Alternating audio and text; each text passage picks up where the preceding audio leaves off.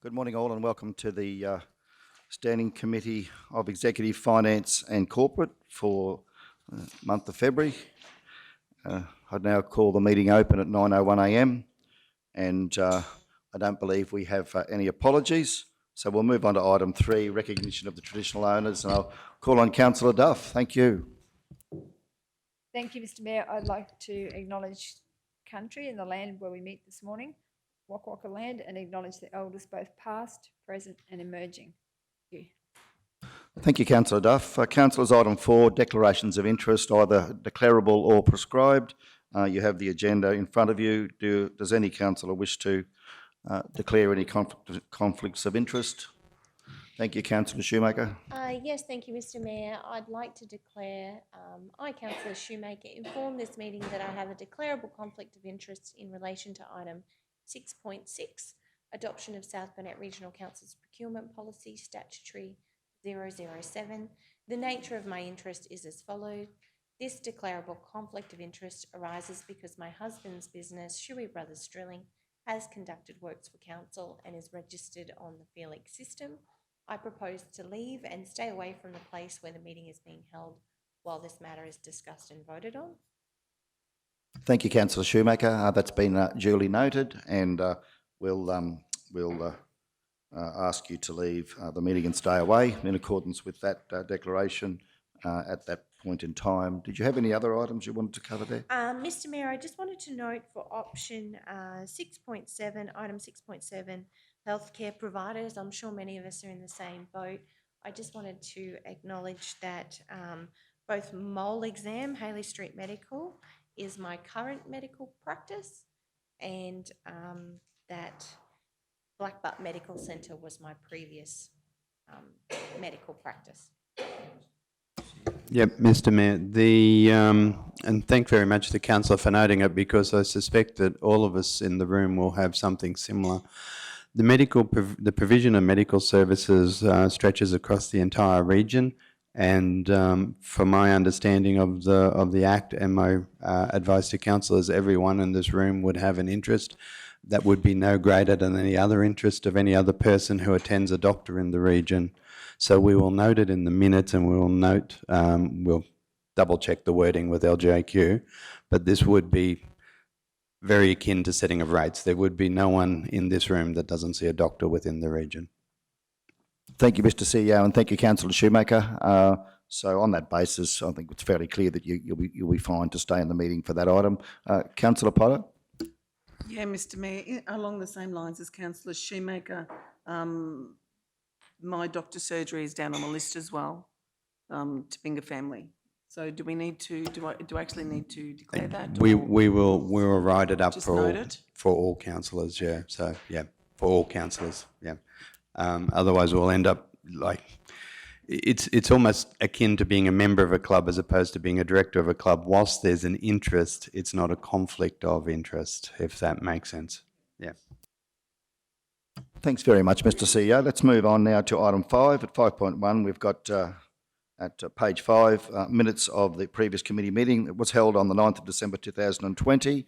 And as I said, we can find that at 5. I'd hereby move that the minutes of the Executive and Finance and Corporate Standing Committee meeting held on the 9th of December 2020 be received. Do we have a seconder? Thanks, Councillor Jones. Those in favour? Thank you, councillors. Passed unanimously. Councillors, we'll move on to item 6.1, which is my social, corporate performance, people and culture, communications, media, finance and ICT portfolio report.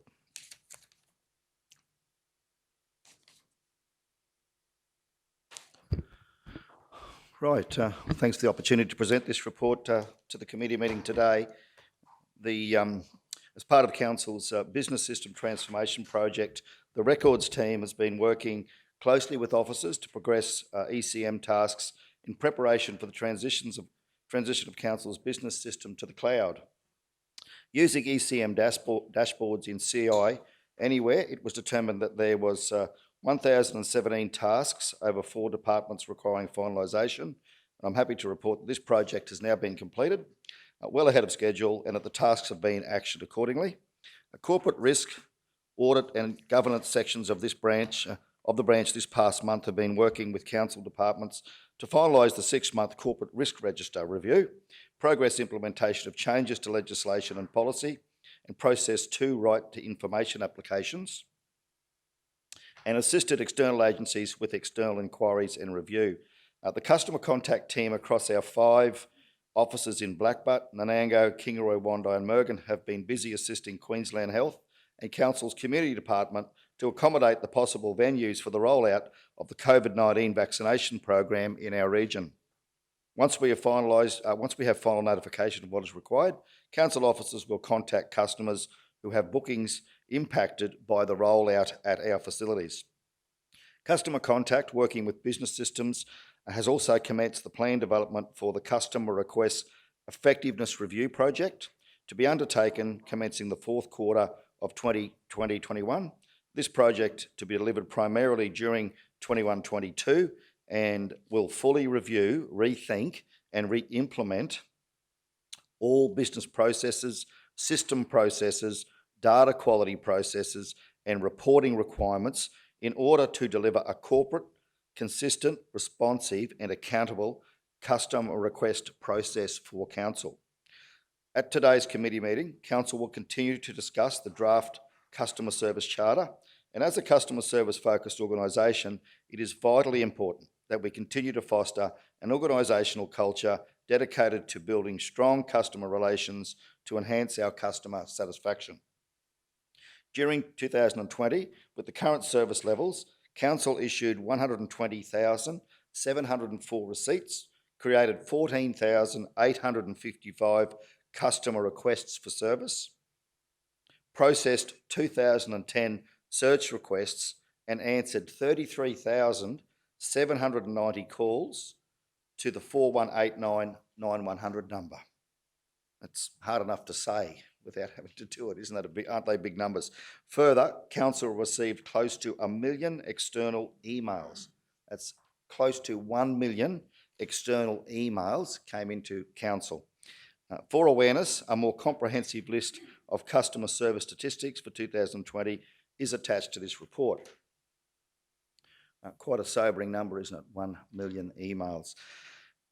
On to people and culture, more commonly known as human resources. We've got traineeships happening within South Burnett Regional Council, of course. Again this year, advertising was undertaken for the 10 traineeships available, and there was approximately 662 applications in total.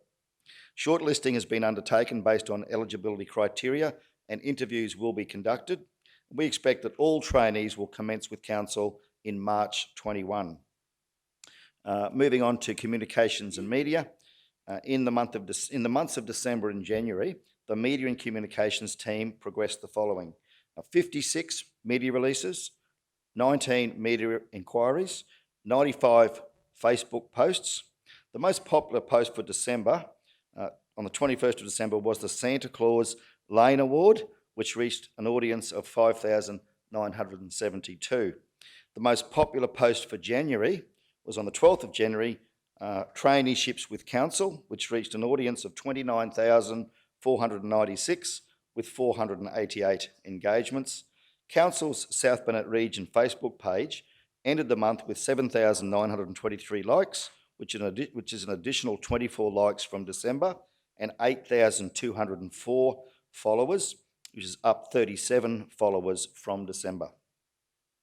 We had 6 LinkedIn posts, and the most engaged post was on the 20th of January, which was the Kingaroy Transformation Project's groundbreaking ceremony. We had 1,200 impressions, 185 website clicks, 4 shares, and a 17.67% engagement rate. Website clicks were 14, up 27%. Page reviews, 269, which was up 158% from December. And followers, 1,349, up 46 followers from December 2020. So it's good to see that our LinkedIn activity is increasing. On Instagram, we had 9 posts. The most engaged post was on the 18th of January, which was the Kingaroy Transformation Project groundbreaking ceremony video. Obviously, that one was very much seen with interest throughout the community. We had 37 likes, 272 views, We have 771 followers on Instagram, and our photos tagged by other accounts were 5. So we're continuing to grow our engagement and our followers on that particular platform. We had one e-news article and printed advertising. Council progressed 2 full-page ads. We always put those page 4 in the South Burnett Today during December. On the 3rd of December, the 17th of December, a 2-page feature for the Kingaroy Transformation Project, a 1/4-page ad for Council's Christmas greeting, and 2 public notices for expressions of interest.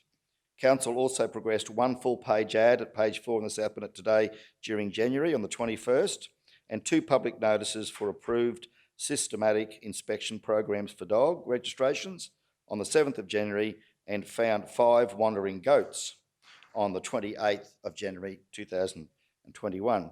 Council progressed 1 full-page ad in the Mergen Moments for What's On at South Burnett Libraries, and 1 half-page ad for the region's dams in December and January.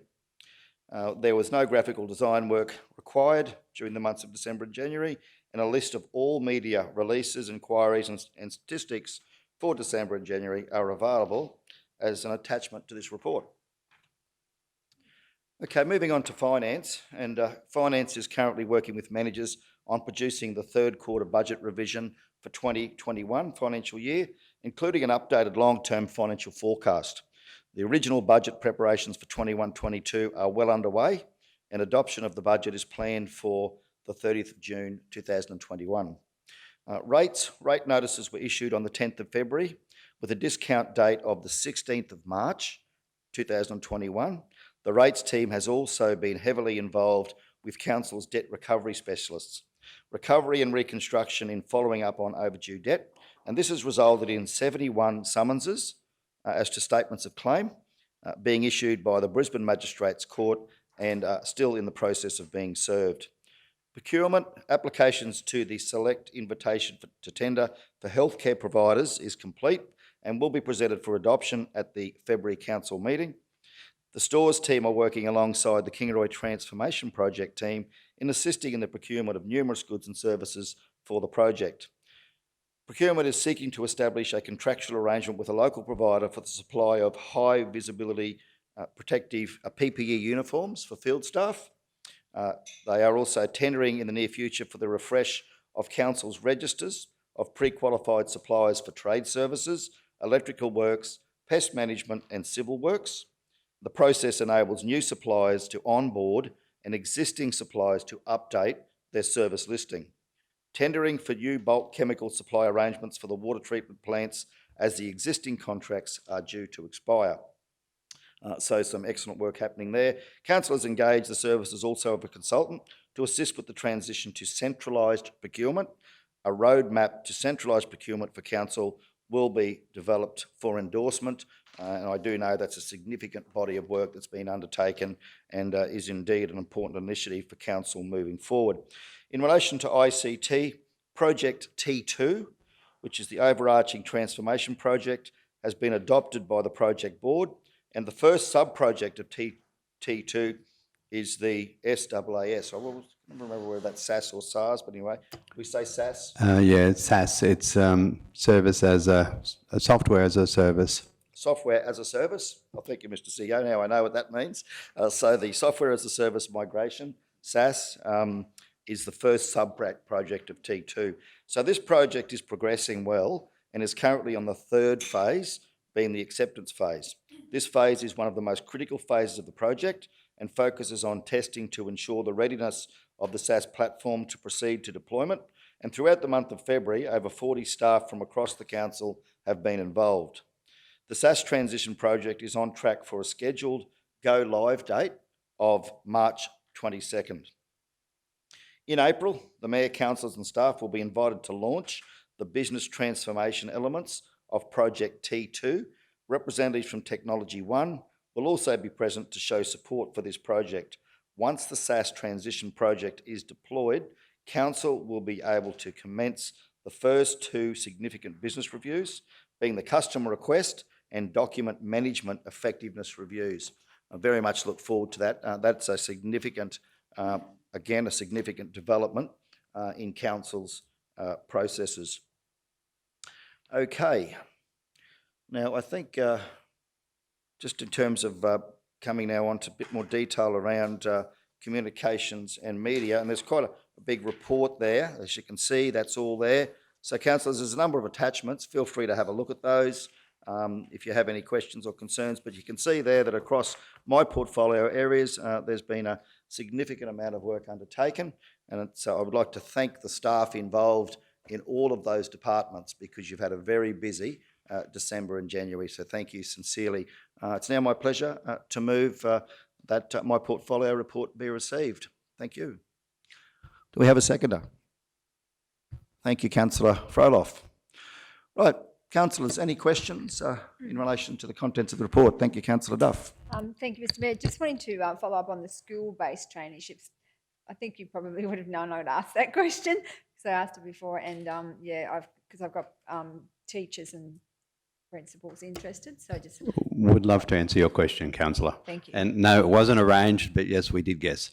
The school-based traineeships are well under preparation. As I've said to the meeting before, there is a degree of complexity with school age. They are minors, so everything from the interview process has to be done with either teacher supervision. Well, normally, I would say, or generally, we would do it on school grounds. Since the last time that this council has ran a school-based program, Parks and Gardens is still eligible. Well, when I say still eligible, there's, if everyone's aware, there's various levels of certificate-based training, Cert 1, Cert 2, Cert 3, which is generally equivalent to trade level Cert 4, and up they go. School-based traineeships, you're generally looking at year 10 because they often, and most of them take 2 years, and there's a set number of a day a week and then set number of contact time that has to be done in the workplace, so school holidays. They've changed libraries on us. So Parks and Gardens, we've still got a Cert 2 in horticulture, which would be eligible for the age range and the skill level of the students. We have to have appropriate supervision. All the supervisors and the staff involved, blue cards, a range of things to ensure that the child's safety as well as their training takes precedent. Library, at the moment, they're not looking like we can offer a Cert 2 in library.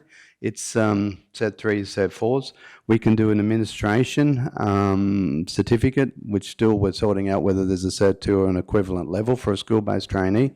It more likely is that it's a Cert 3. So anyway, that's yet to be resolved. Civil, there is a Cert 2 in civil construction, so that's on your road gang. So we're going through all the different opportunities that we can offer and getting a structure in place. So appreciate it's not as fast as some, but what we are not going to do is rush this and get it wrong. And that's probably the point that I keep recurring. The P&C team have done a body of work on it now, and I've got pages of stuff that they're coming back and filing. But definitely the outside workforce, as in the horticulture and the civil construction, they're winners. We can definitely engage in that space. And then we're looking for what internal programs we can offer as well. If you're going to ask me your next question is, can I give you a date? I just can't give you a date today, but they're definitely working at it. They're beavering away trying to get something up and running as soon as possible.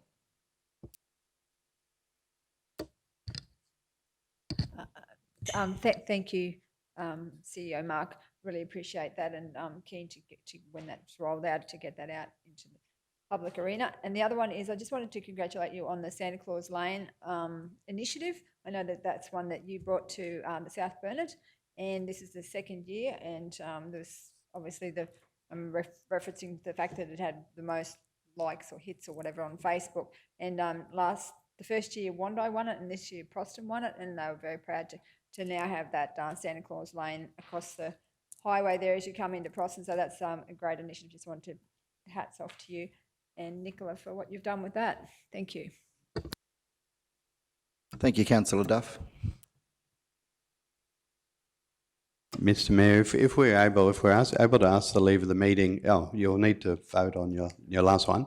But we have some staff that are available if needed for the National Water Infrastructure Fund report and the Blackbutt Farmers Irrigator Groups. with the leave of the meeting, it would just be a procedural resolution if we're able to move that resolution, that recommendation and report to the front of the meeting and be dealt with. And then the staff can be released to go and do what they need to do. Thank you, Mr CEO. So once we're finished with this item, 6.1, we'll address that procedural matter. Councillors, any other questions, comments? Councillor Shoemaker? Thank you, Mr. Mayor. I just wanted to acknowledge the work that's gone into bringing all of these statistics to council. You know, I love data and I love numbers, and certainly I know I've been pushing for it a lot since I started at council, so I really do appreciate the work that's gone into that.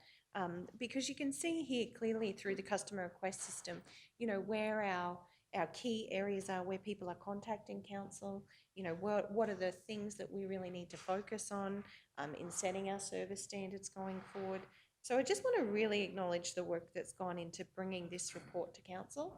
I think it's got great value when we come to do our budgeting and our service standards. I just want to acknowledge the work that's gone into that, and our incredible customer service team who have answered so many phone calls. So thank you very much. Thanks, Councillor Shoemaker. Other councillors? Councillor Jones? Thanks, Mr. Mayor. Just in some commentary through the community with the rates, and that just touch, and we can take this question on notice. I've had or seen some people in regards to their rates notices and their rubbish waste charges. They're comparing their residential home wheelie bins to their commercial bin, and there's a large discrepancy in the fees and charges. Is there any possible way that we could just get an update? Is that the state government levy and that coming in, General Manager O'May? Just so I can have some clarity on how I answer that back. Yeah, through you, Mr. Mayor. Yeah, the state waste levy, we do get a rebate on residential properties for the state waste levy. So councils, that's all set by that rebate. So it's not applicable to a commercial property. So that does include the part for the state waste levy. Thanks very much, Councillor Jones and General Manager O'May. Councillors, any other questions, commentary in relation to the report? Okay, those in favour? Passed unanimously. Thank you very much. Okay, well now I'd move a procedural motion that item 7.5 on the agenda be escalated up for attendance immediately. Do we have a second for that? Thank you, Councillor Shoemaker. Those in favour? Thank you, councillors. Right, so we'll go to that item now, which is at 124 on the agenda.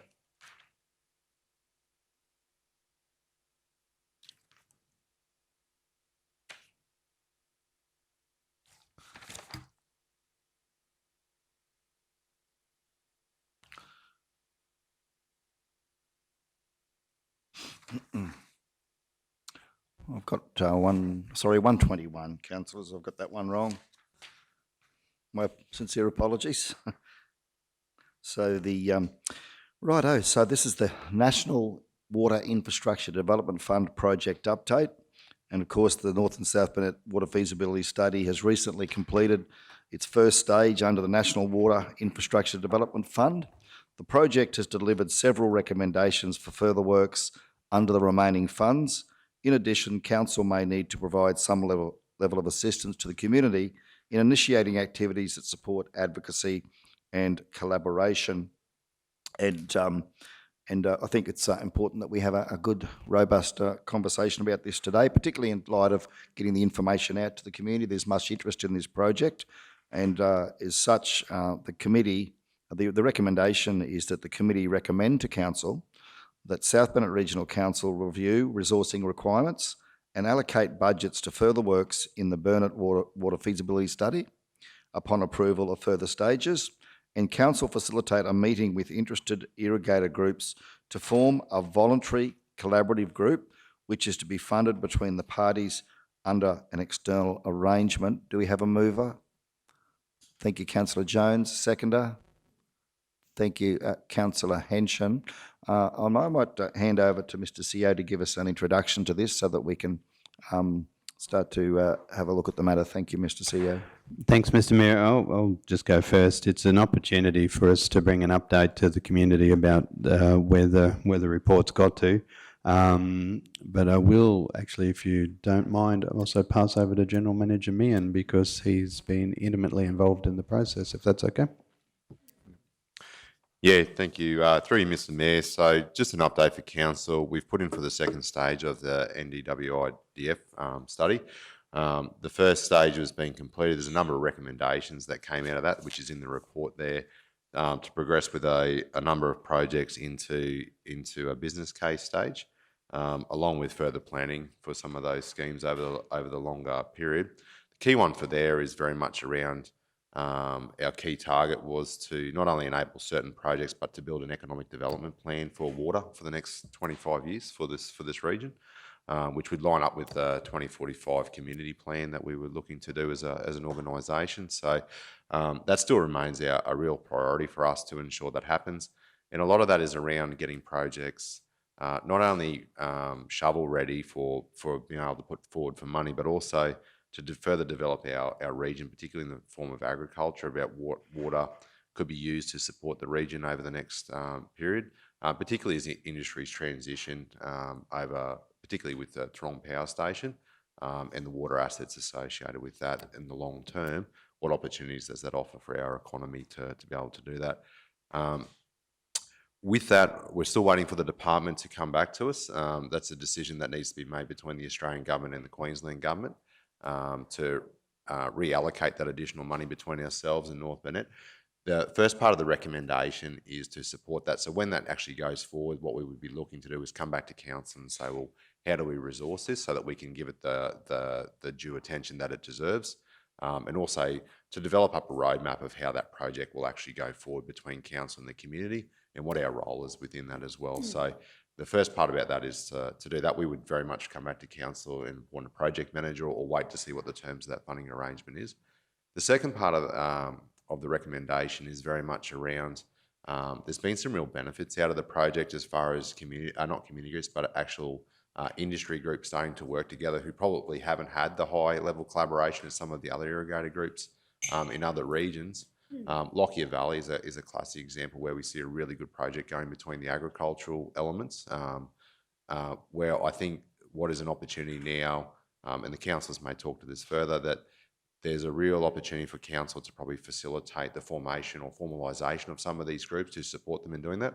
Our suggestion is council doesn't actually run those groups. I don't believe that's our role as officers, but I think it's very much for us to put them in contact with someone who is able to form these and support them in formatting a working group, not only for this project but for the benefit of their own economic future in how they can work together. Particularly, one of the key things that we've learned about the feasibility study is not just about water, it's actually how they get to market and how they build an economic development plan for their group over the short and long term. So what the intention of today was probably to get some guidance on how you want to take that forward, council, and that's probably me, Mayor. Thanks very much, General Manager. And if I could just direct councillors to page 123. Council has written to the department to propose actions to utilise its portion of the second phase of the NWIDF funding to action the components relevant to the South Burnett region.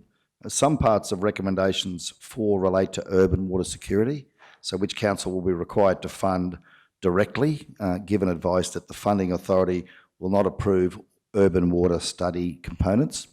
And to date, no response has been received from the department. Approximately $450,000 of grant funds remain unallocated for each council, so that's between South and North Burnett, so $450,000 each. However, work cannot progress until council's proposal has been approved by the department and the mechanism to develop the balance of the project finalised. In terms of future works and advocacy, several of the project recommendations will require collaboration and direction of stakeholders across the region. The delivery of the next stage of the NWIDF would be coordinated by council and would be dependent on the conditions of future funding if it was approved. In the interim, there is significant opportunity available for stakeholders within the project recommendations to advance themselves, as General Manager has pointed out, in both advocacy, coordination, and as well in resourcing, independent of council. It is for this reason a local and experienced group in agriculture and economic development would be best placed to facilitate and provide guidance. It would be expected that the engagement or contractual arrangements would be made between irrigator groups without direct cost to council. And we'll note that in the community consultation, communications consultation section of the report does make reference that discussions have been held between council, BIEDO and the Blackbutt irrigators as one group to discuss options for advancing advocacy and coordination of the increase to the water security. So council, the matters there at hand, really keen to hear councillors' thoughts on this. And I would just, before doing that though, just also refer to two of the recommendations which are highlighted here, to which much of this matter goes to. First recommendation, and if we look at recommendation 1 of the report, item, it says it's recommended that further assessments detailed in Appendix 1 should be undertaken to refine understanding of the following 2 projects. Now, the first one is the North Burnett region. Part F relates to the South Burnett region, which is in relation to undertaking to refine understanding of the re-regulating weir on the Baramba Creek at Barlil Weir, and that the assessments identified should be undertaken in collaboration with appropriate stakeholders to narrow project risks prior to deciding whether it is appropriate to progress to a detailed business case for the Barlil Weir. The other recommendation we're sort of highlighting here is recommendation 4, which is the South Burnett Integrated Water Initiative. And so it was recommended in the report that South Burnett Regional Council conduct a further investigation and take direct action in relation to procuring a permanent transfer of high priority water from the Torong Power Station to secure the urban water supply for Kingaroy, securing a combination of private and public investment for the construction of a water recycling plant at Swickers facility in Kingaroy, assessing the viability and process of converting Gordon Brook Dam from urban to irrigation use, and securing additional water for irrigators in Blackbutt from Wivenhoe Dam to be transported through the Wivenhoe pipeline. Council should formulate a 25-year economic roadmap that addresses points A to D above and provides a strategic direction for how the region will prepare for and manage strategic water opportunities. So councillors, with those recommendations and the report content in mind, keen to hear your thoughts. Councillor Duff.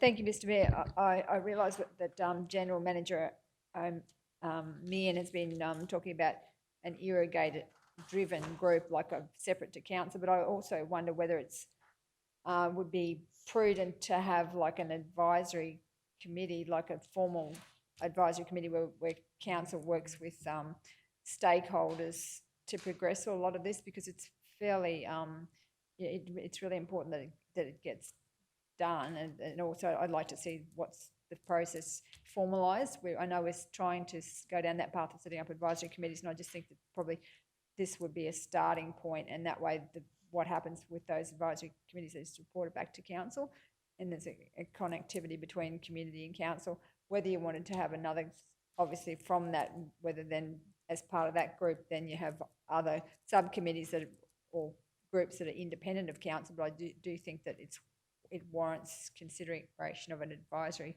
committee. Thank you. Thank you, Councillor Duff. I'll just refer councillors in response to that to the second part of that resolution. Of course, the motion has 2 parts, and the second part you can see there is that council facilitate a meeting with interested irrigator groups to form a voluntary collaborative group, which is to be funded between the parties under an external arrangement. So, General Manager, just your thoughts on Councillor Duff's suggestion that perhaps we should have a formal connection back to council. Keen to hear your thoughts on that. Yeah, through you, Mr. Mayor, there's probably thoughts on the councillor's first part is if the project was to go ahead for those recommendations that the second stage of the study would be approved, we would come back to council to look at how that would be set up, similar to what we did with the first stage. So I think our first stage was really successful. We had a number of councillors, we had a designated project manager to deliver that. Probably the biggest thing for us is those recommendations as a council, we're not recommending today that they be proceeded until we get formal notification. So I think there's an opportunity to look at how the project is taken forward once we get advice from the state. And you'd love to say that we're going to hear from that as soon as we can. We'd love to hear before the budget time so we can look at resourcing. I think there's definitely an opportunity to have a working group for the second stage like we did on the first stage, which was great. Just in the interest of forming the irrigator groups, I'll say that Balliol Weir, they're very well organised. I think the whole purpose of what we're recommending at the moment is that those groups who have an invested project, council look to give them some assistance in putting them in touch with an economic development group who's in agriculture or someone like that. Obviously, there's some local ones that are based here. Probably from a resourcing point of view, my group runs the water project, but we're not looking to run economic development in that space. I think it's very much probably a question for council to see how you want to take that forward. Our suggestion today is around facilitating that, and to be honest, they're already working together. It's probably more just I'll probably head into the council probably talk better than I will in this space, but our view is if we were to run that group, we would need resourcing to do that, and we would also need investment. I'm not saying we shouldn't be a part of that's for you guys, but my recommendation today is really around noting that the project has a second stage and there'll be a resourcing governance group for that when it gets approved, or if it gets approved. The second part is really around how you want to deal with getting some of these groups that have emerged out of the study, how you can assist them in becoming coordinated and resourced, I suppose, Mayor. So General Manager, with that recommendation there, the motion that's on the table, we're talking about facilitating a meeting with the industry groups to form a voluntary collaborative group. So we've got different groups. We've got the Barlow irrigators down there. We've got the Blackbutt guys over on the other side of the region. Are we talking about forming one voluntary group or separate groups? Yes, the intention of the resolution, Mayor, is pretty much to deal with, again, Barlow Weir is organised. We wouldn't look to run that project. I think the big one for us is around the Blackbutt irrigators. That's where the report generally speaks to. There needs to be some coordination in getting them a formal answer from council on how you want to assist the Blackbutt irrigators, whether you want to use BIEDO or how do we as council assist them in getting themselves coordinated. And it's probably just seeking direction of what you would like us to do or how you want to take that forward. I just note in the report the recommendation number 4D is around securing additional water for irrigators in Blackbutt from the Wivenhoe dam to be transported through the Wivenhoe pipeline. There's a real opportunity for those proponents down there to work together. We're seeking recommendation to say, well, how would you like us to assist them in this space? And again, to be honest, it's not really an infrastructure project now. It's an ED element. So just looking to see what direction do we take with these groups, and how do you want to take that forward, Mayor, I suppose? Yeah, thanks, General Manager. I guess, Councillor Duff, in terms of advisory committees, of course, under our standing orders, more accurately known as our meeting policy, committees policy, advisory committees, certainly from my view, are something that have a longer life, are not so much project-based necessarily. They could well be, but in the interest of good governance, the advisory committee would be a more formal mechanism which would perhaps have a longer life. But I'm happy to stand corrected. This project may be significant enough to do that, but I can understand that the intention here is to perhaps empower interested irrigator groups, such as the group at Blackbutt, to be able to work independently with perhaps a provider such as BIEDO or someone else that they could choose to support them in advocating for funding under some sort of an external arrangement. Having said that, it may be appropriate that we would obviously seek to have a representative from council sit on that body as the conduit back to council to keep us informed as to how that's progressing. And I'm not sure, Councillor Duff, if that would satisfy your issue. But before we come back to that, I might just go to Councillor Shoemaker, because I know Councillor Shoemaker's been heavily invested in this process, and very keen to hear your thoughts from an economic development point of view. Thanks, Councillor. Thank you, Mr. Mayor, and thank you for the update, GM Meehan. Certainly, I think I'm fully supportive of the officer's recommendation here, and I know I've had a number of conversations with many of you about this.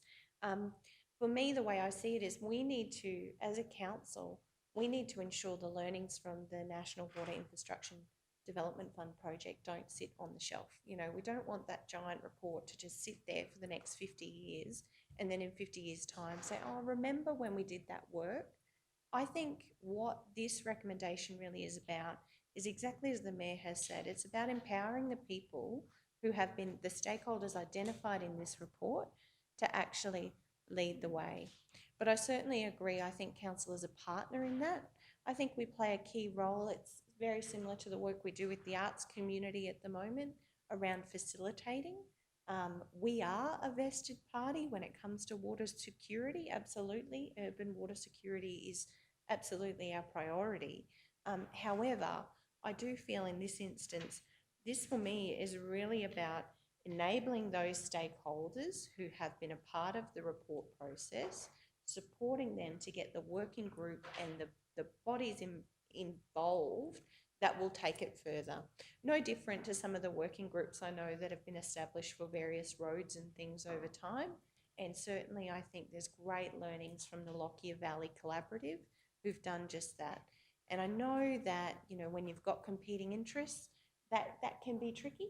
But I think the people I've engaged with in our community are really excited about what are these next steps. So I know sometimes we have to go slow to go fast, and I think it's really important that we actually help our agricultural stakeholders and our local industries to move forward with their projects as identified in the report. So I'm fully supportive of this recommendation. Thank you, Mr. Mayor. Thank you, Councillor. Councillor Duff, your thoughts in terms of connection to council?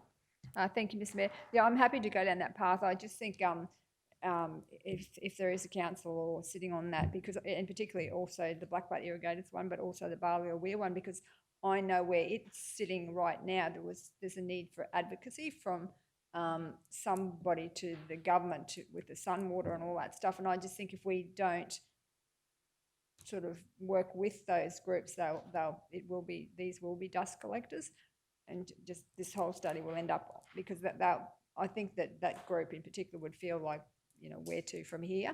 They need someone to take up the fight at a higher level for them with some of that stuff. So I'm keen to have work with the groups as Councillor Shoemaker has suggested, but certainly have some council support. Thank you, Councillor. Mr. CEO, in light of the discussions we've had here so far, and I'll certainly give other councillors the opportunity, because I know Councillor Jones has also been heavily invested in the work at Blackbutt with supporting the irrigators down there. Would it be possible that we could perhaps consider just a slight addition to the motion to form a collaborative group, and somewhere insert in there involving an appointed representative from council, and I would be recommending to council that should be our economic development portfolio holder, Councillor Jones, or on those groups. What do you, Mr. CEO? Could we perhaps look at doing something along those lines? If it's not a formal, if the move seconder and the meeting's an agreement, you could just add a third point, and I'm just thinking how we word it, and that if established, council appoint the following representatives to that group. It would just literally be a third point. It would be the easiest way. Now, whether mover second is happy with that, and with the leave of the meeting to add it. Councillors, I might just add that there, and then we can open it up for discussion then as to whether that's appropriate and who we think should actually sit on that group, because we've got Councillor Froeloff, her portfolio is water, Councillor Henson's portfolio is agriculture. You know, we've got I think we cut across a few divisions here, though, so I'm not keen to look at it from a divisional point of view, more so Councillor Jones from a portfolio point of view, more so I think than a divisional point of view. This is a regional-wide issue. It would be, Mr. Sieg, do you mind just giving us some clarification how we could word Mr. that? Mayor, I'm just scribbling on my page. Probably once the group, I don't know that you need to appoint a person today, but once, maybe actually that, I'm getting away from if, that's a bit washy. Once the group is established, a further report to appoint a council representative to the group. There would be then no conflict of interest because the same council appointed representative represents council, so there's generally no conflict in that going forward, and then that would come back for a further report. That seems like a sensible solution. Councillors, what are your thoughts on that? I'm happy to now. Councillor Jones, are you happy to accept that addition to your motion? Yes, Oh, Mr. sorry, Councillor Henson seconded that? Oh, sorry, yeah. Whoop. No, Councillor Henson, are you, Councillor Jones moved it. Yep, Councillor Jones moved it. Are you happy with that addition, Councillor Jones? Yes, Mr. Mayor, just a quick comment on that. Councillor Shoemaker, certainly economic development, and as you touched on, it also falls under water and rural. So totally agree with CEO Mark with the group needs to be formed first so that we have some sort of an idea and what's involved in that, and how many councillors you want to sit on that. It doesn't really worry me whether it's 1, 3 or whatever. More the better, I think. But as far as a link back to our council, and in regards to me being involved in it, in regards to the Blackbutt Irrigators, I'm happy to take a back seat on this and play a supportive role in far as supporting our economic development portfolio in rural and water. Certainly be involved, but yeah, I would certainly sit in the background and do whatever was asked of me to support these people in their roles in trying to make this happen. And so I do agree with the change, the added. Thanks, Councillor Jones. Councillor Henson, as the seconder, are you happy to continue to second that? Thanks, Mr. Mayor. Yeah, look, I'd be fully supportive of that, and as Councillor Shoemaker and Councillor Jones and Duff have alluded to, I think, I don't think it matters. Well, it does matter. It's very important to the South Burnett Regional Council and the area. So personally, it wouldn't worry me if all council was involved in this, because there's a lot of work gone into this for a long time, and certainly water and myself being rural and Councillor Shoemaker, economic development, I'm fully supportive of this, yeah. Thanks, Councillor Henson. Councillor Duff, we'll just come back to you shortly. So Mine's just a question. Yep. So councillors, we've just got that change to the motion. You can see it there. It's tabled there now, and the mover and seconder have consented to that addition. So we'll now be debating that with those 3 points. So proceed, Councillor Duff, and then we'll come back to you, Councillor Shoemaker. Thanks. So now we're saying once the group is established. So is it going to be? Are we indicating that it's just going to be the Blackbutt Irrigators group, or the Barley Weir group, or other stakeholders? Like, how does that? How is the council envisaging that will sit? General Manager, probably sort of the question I raised, do we talk about one group at Blackbutt? Are we talking about multiple groups that have interest, like including Barley Weir, or? Yeah, through you, Mr. Mayor. Oh, hang on, sorry, General Manager, can I just pull back, sorry, protect Mr. CEO. Come back shortly. Thank you.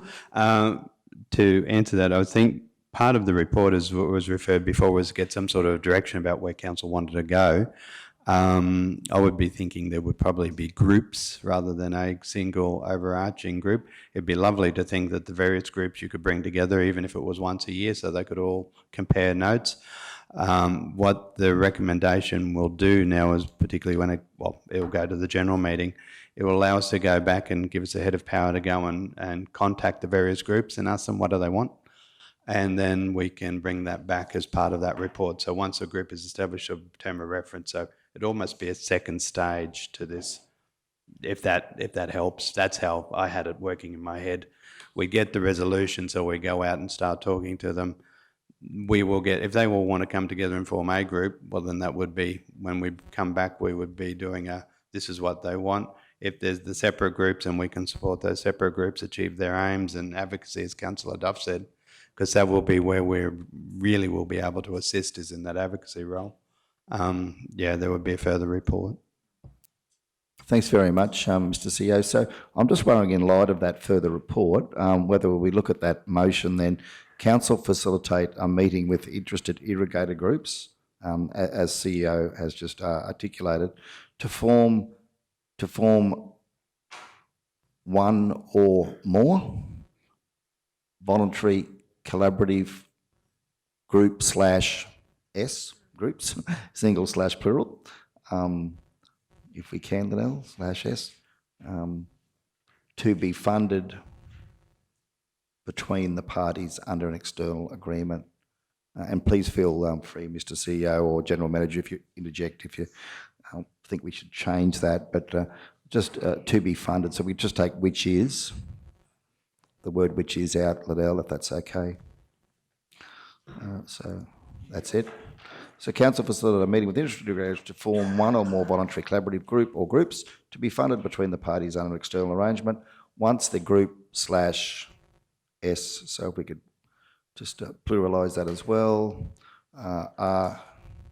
is established. A further report to council to appoint a council representative to the group / S.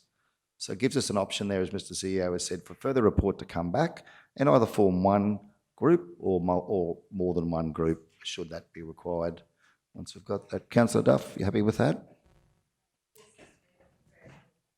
Thanks, Councillor Duff. I'll come back to you shortly, General Manager, but I might just go to Councillor Shoemaker first, if we could. Thank you. Thank you, Mr. Mayor. I agree with the changes that have been proposed to the recommendation. Certainly, I think for me, this is about trying to bring all of the stakeholders. There's been some impressive stakeholder mapping done and conversations had in the process of developing the report. So I think this is just an extension on that work that's already been done. I certainly see the opportunity, hearing everyone around the table. We have identified water security and reliability as a key priority of our corporate plan, and I do see it as this council's intention to work together in relation to that key priority. I think in terms of advocacy, that's really where I see our role in the long run. However, to begin with, I think it's really important that we're bringing all of these players to the table and really being clear in terms of what each of our roles are and what we each bring to the table, so that that report doesn't end up a dust collector on the shelf. I think we're headed in the right direction in this regard. And I do understand, you know, the Barlow Weir project versus the concerns blackbutt irrigators have are very different. So I do see it appropriate to have separate groups for those.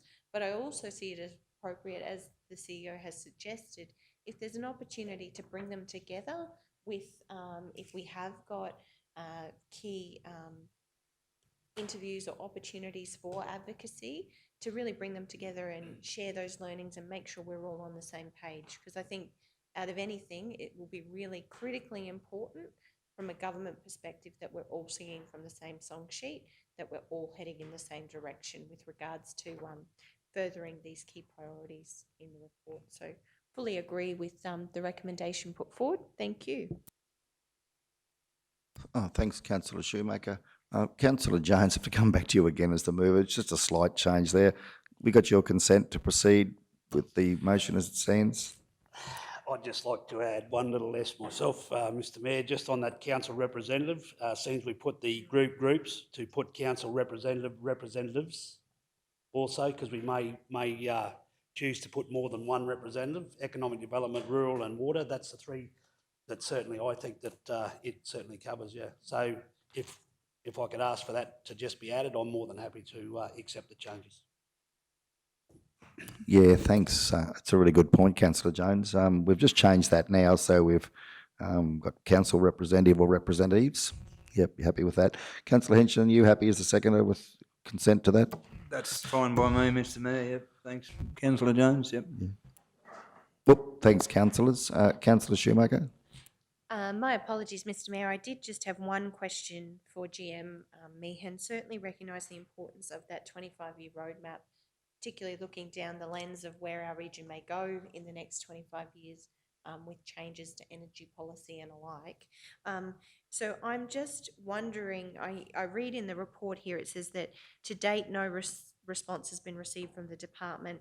Approximately $450,000 of the grant funds remain unallocated for each council, and work cannot progress until council's proposal has been approved. I just wondered if there's any update in terms of when that information or may come to council for further consideration.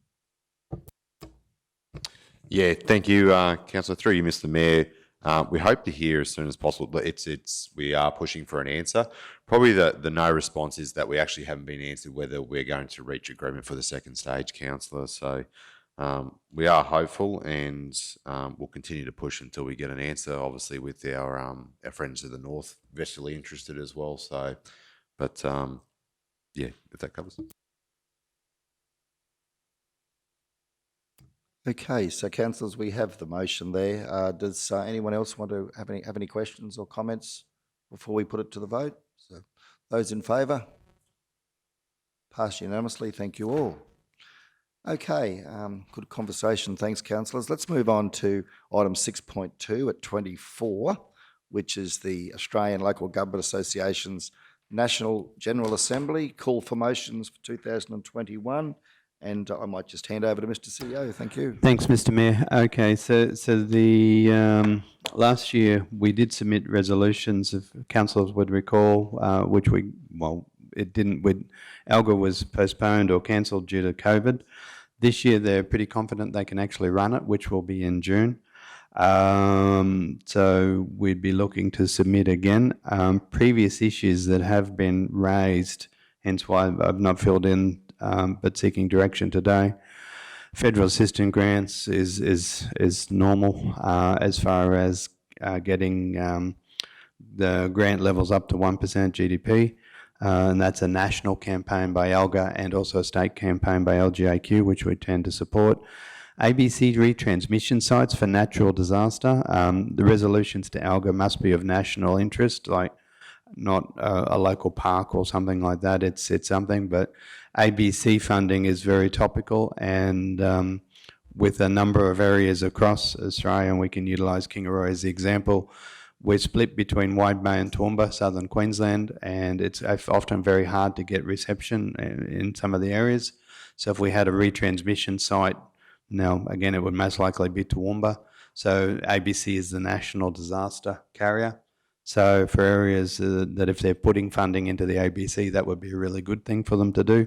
And then renewable energy projects and the national energy policy that we could do up a little bit, because council's environmental, sort of half a mind onto the future corporate plan is into that environmental space, environmental sustainability, so it'd fit neatly in under that. Now, they were the three that I recall. If there is any others, again, sometimes quality is more appropriate than quantity for this, and it does have to have, because we submitted, it doesn't automatically, it goes onto the national agenda for discussion, but we have actually been very successful over a period of time in getting these up. Oh, the health one, that was the other one. Yeah, councillor, yeah.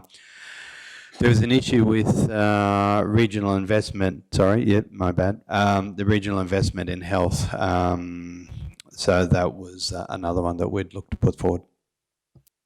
Thanks, Mr. CEO. I think we'll this one's best handled, and of course we can, under our standing orders, have conversations about these matters. That's the beauty of standing committees before we actually put the motion forward for debate. So I'm happy to open that up now to, we've got 4 items there that our CEO has talked about. One in relation to the federal assistance grant scheme, taking into consideration the effect of inflation on council's operating costs. 2, ABC. 3, the national energy policy. And 4, regional investment in health. Councillors, is there anything else that you would like to see added to that list at this stage? Okay, that being the case, Mr. CEO, I might put you under the pump to help us articulate onto the computer screen correct wording for those four items? Thank you. Thanks, Mr. Mayor. And the advantage of this, all we need today is the topics, and then the report will come back to next week's meeting. Now, they may not be the full-blown resolution, but yeah, certainly ALGA requires just a council resolution to demonstrate that the council has endorsed the concepts or the resolutions. So yeah, so today, for the purpose of today, it's just those four topics, which I can pass on to Lynelle here now. And then we can just have another go at it next week as far as the actual wording. And all help is graciously received in wording these up. So if anyone's got information they'd like to pass on, more than welcome to get assistance with the wording. Thanks, Mr. CEO. So we'll just open that up to council if you've got anything you want to add. But what the CEO is saying is that we'll just list those four items at this stage, and then when that'll come back to council later to look at the more detailed content of that. Councillor Jones, anything else you want to add to those four? No, I don't want to add any extra topics, Mr. Mayor, but I just want to speak briefly on the FAGS grants, because that has been an Australian-wide concern ongoing for years. And I'd also like to recognise the Regional Investment for Health. In our South Burnett region, I think this sits pretty close to the top of the tree. We all identify mental health issues and the problems that we have attracting medical professionals and all that sort of stuff here. So I'd just like to make my views that I think the FAGS and that Regional Investment for Health, followed very closely by the National Energy, is very very close to this region as far as I see our region moving forward. So just wanted to put that view across. Thanks, Councillor. Councillor Jones, we'll just wait for Lynelle to list those four items. There, thank you, Mr. CEO. We'll just make sure you're comfortable with that. So, councillors, I hereby move that the committee recommends to council South Burnett Regional Council resolves to submit the following resolutions to the National General Assembly of Local Government: federal assistance grants, ABC, retransmission sites, natural disaster, renewable energy projects, national energy policy, regional investment into health. Do we have a seconder? Thank you, Councillor Potter. Councillors wishing to speak for or against? Yes, Councillor Jones, you did jump the gun, but as the chair, being the conciliatory chair that I am, as you know, we're always happy to be a bit flexible. And to be honest, in standing committees, you're able to do that sort of thing. So that's the beauty of standing committees. You can jump the gun when you feel like it. Okay, so Councillor Potter, as the seconder, can I ask you to speak? We'll come back to you then, Councillor Shoemaker. Thank you. Thank you, Mr. Mayor. Look, you know, as A, B and C, they're ones that we've put through, I think, for the last 4 years, or at least definitely A is with the FAGS grants. I mean, that's been one of our biggest things. But with the regional investment into health, I think that's with our discussions on Monday with yourself, Mr. Mayor, and the CEO, that seemed to be a very big point with them. And I think that is a huge one for us to back for them. But the other, I'm just curious, with regards to the wording, it says the following resolutions. These aren't actually resolutions, they're just points. So should that wording be changed? I'm just curious. Thank you. Yeah, Mr. CEO. Yeah, yeah, no, that's all right. Yeah, no, if you're good grammar, which I'm not the world's best grammar person, the following topics be submitted for resolution. Yeah. Thanks, Councillor Potter. Yep. We'll just wait for that to be changed. So I'm happy to accept that minor change as the mover. Councillor Potter, clearly you are, because you've initiated it. So South Burnett Regional Council resolves to submit the following topics to the National General Assembly of Local Government. Do you want to leave the words for resolution or just the following topics? I would like to leave for resolution because Yep. that's keeps That's them fine. happy. Yeah, that sounds fine. yeah. Yep. So we're all comfortable with that. And we could lose the Councillor- dot points, Lynelle. So thank you. Thanks very much, Lynelle. Thanks very much, Mr. CEO and Councillor Potter. Okay, Councillor Shoemaker, did you still want to speak? You had your light on before, but you're comfortable with that? Thank you. Righto, councillors. Well, we've got the motion on the table. Those in favour? passed unanimously. Thank you all. Okie doke, let's move on to item 6.3 at 26, which is the WebRock update. And I'd like to now hand over to Mr. CEO to provide us with an insight into that. Thank you. Thanks, Mayor. The council appoints its delegates to the ROC, the Wide Bay Regional Organisation of Councils. There are some changes coming in the ROC with the recent announcement of Bundaberg that it would transition out of the ROC, leaving the 5 remaining councils. After the election last year, council adopted by resolution its delegates to the ROCs. Traditionally, it's the mayor and deputy mayor, but the mayor or other delegate is able to appoint a proxy in their stead, and that's generally done by resolution. So mayor's indicated that he would like a proxy, and just now in keeping with our process, we don't generally pre-fill the form. So it just needs a resolution today to nominate a councillor to be that proxy. Yeah, thanks, Mr. CEO. And if I could just again, before I'll seek to move that, is just a little bit of conversation around that, a bit of background. Not wanting to excuse myself from my responsibilities as the mayor to represent our council and the region at WebRock, more so to I suppose, ensure that our representation is one whereby the key issues at hand over the course, particularly the next 6 months, are appropriately represented by a council delegate who is at the coalface of those issues. Councillor Shoemaker has invested a significant amount of time and energy in economic development, and I believe that economic development is probably the biggest issue that we need to take to WebRock. It's, in my view, where WebRock can give us the most traction in terms of their role in developing initiatives and advocating for the economic development or the regional development needs of our region. So I would have to basically then have to get the information from Councillor Shoemaker and take it to the meeting almost second hand in some sense. So that's, I suppose, my thinking behind it. I'm happy to go to WebRock meetings, but I feel that with Councillor Jones there representing us in relation to the Regional Roads Transport Group, the RRTG as our roads portfolio holder, he's got a lot of knowledge in that space. I'm happy to hand over to Councillor Jones to look after that side of it. And I think similarly, I'm keen to see Councillor Shoemaker take the lead on the economic development initiatives in WebRock. And of course, appropriately keep us informed as councillors as to what's happening, bring all that information back to council. So that's what's behind it.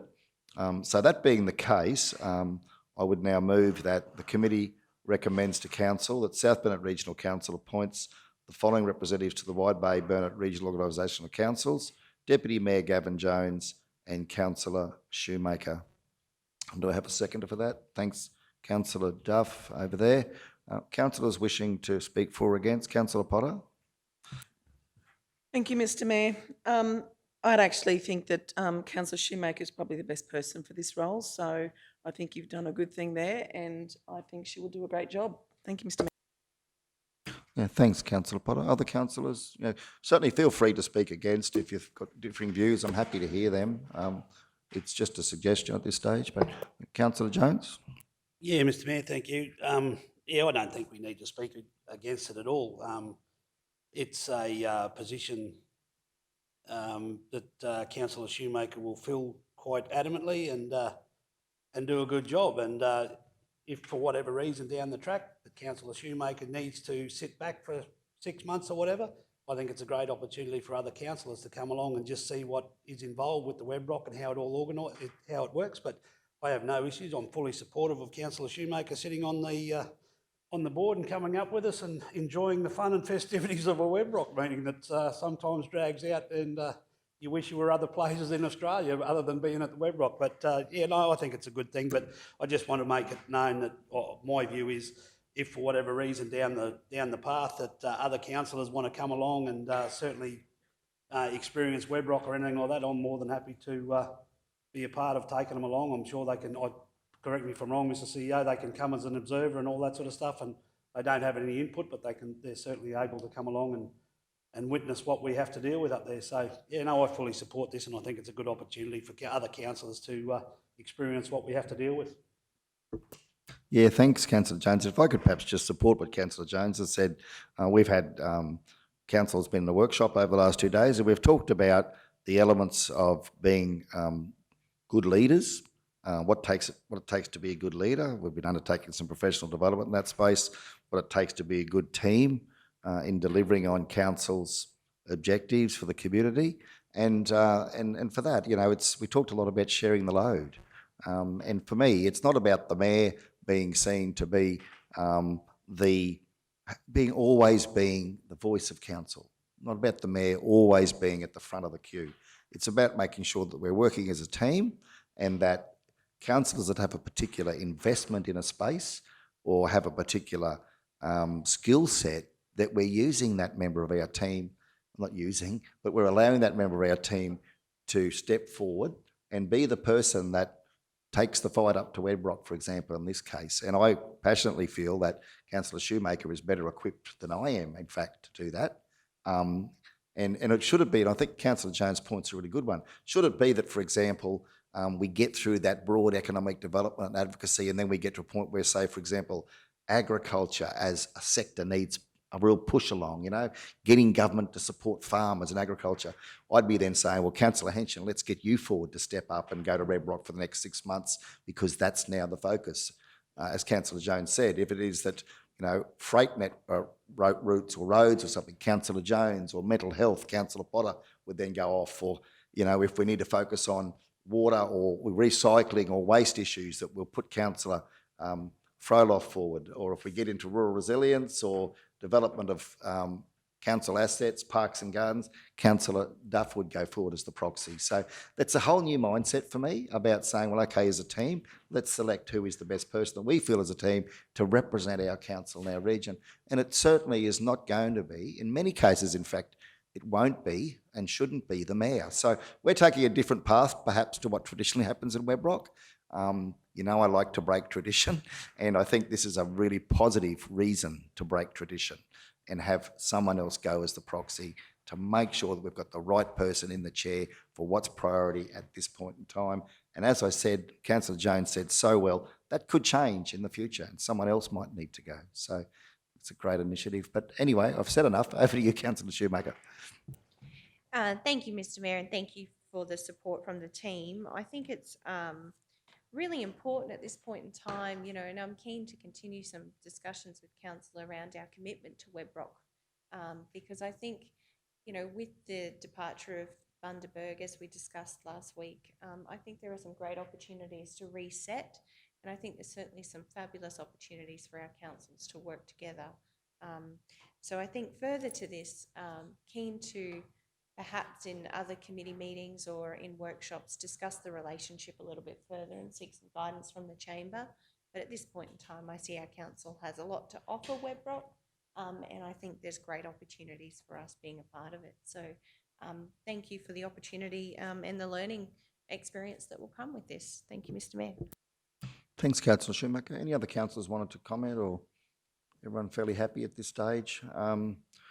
We've had a good chance to talk about it. So, yeah, look, we'll put it to the vote then. Those in favour? Passed unanimously. Thanks very much, councillors. I thought what we might do now is deal with item 6.4, which is the assignment of councillor portfolio representation at 28. And if we can get that dealt with promptly, then we can break for morning. I'd be then recommend we then break for morning tea and come back to the discussion on the customer service charter, which will be a fairly, I think, detailed conversation, being such a big topic for council. So we'll now go to item 6.4 at 28. And Mr. Seo, I might hand over for you to take the lead on this one. Thank you. Thanks, Mr. Mayor. As part of the report, Council adopts by resolution the portfolio names and allocation of specific portfolios, again with one eye onto the future with the draft corporate plan. We're looking at, I call it a slight name change, but it's an important name change to regional development, which would incorporate industry, agriculture, water security, economic development and tourism. So it just doesn't limit the, it's the old saying, what's in a name, but quite often it is important. The second part of this, which is a little bit different, so we often clog up we often clog up the pipeline of process with small administrative issues. So the name pops up, economic development portfolio, and several different policies, procedures. Rather than having to bring every one of them back for an administrative change, the second part is that when we do these going forward, if there is just a purely administrative change to other policies, procedures, documents, corporate plans, all those sorts of things, it just automatically jig flows through so that the name's just updated rather than having to clog up a pipeline and bring a policy back for consultation, because we've already changed the name by agreement, by resolution. So you may see that pop up into the future. Yeah, thanks, Mr. Sear. That seems to be a really sensible approach to be able to resolve that, and then those administrative amendments can be then made as a matter of course without having to come back to council. Councillors, I'm going to look to move this as the mayor, because the mayor often has a fair degree of say in the portfolios. But before I do that, I'm going to do something a little bit radical here, and I apologise to my colleagues in advance. And Councillor Jones will say, "What's new?"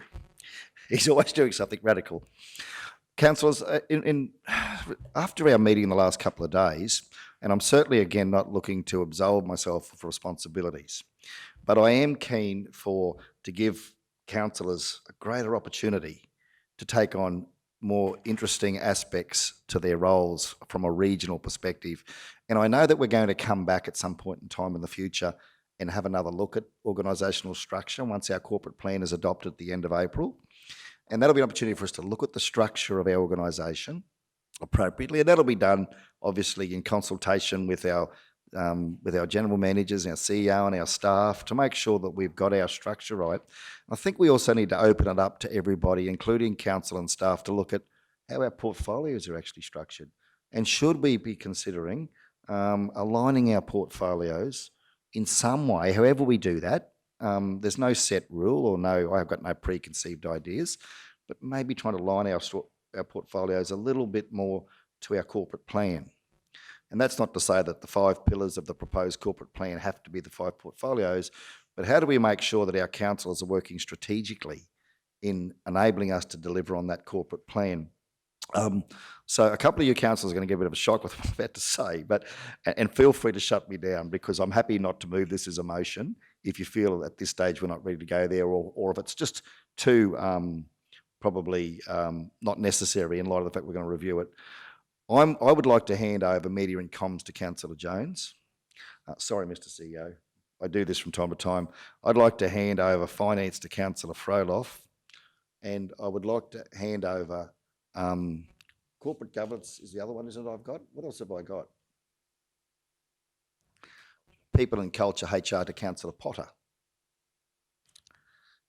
and ICT with Councillor with finance. Now, Ros, I hope you're not looking. If you feel free to say no, because if you say no, I won't even move it. But I just want to put that out there for conversation. The reason is that I'm keen to work in more of with a helicopter view of council as the mayor, and not have myself actually inside a portfolio space, so that I can then be out and looking across the broad scope of council.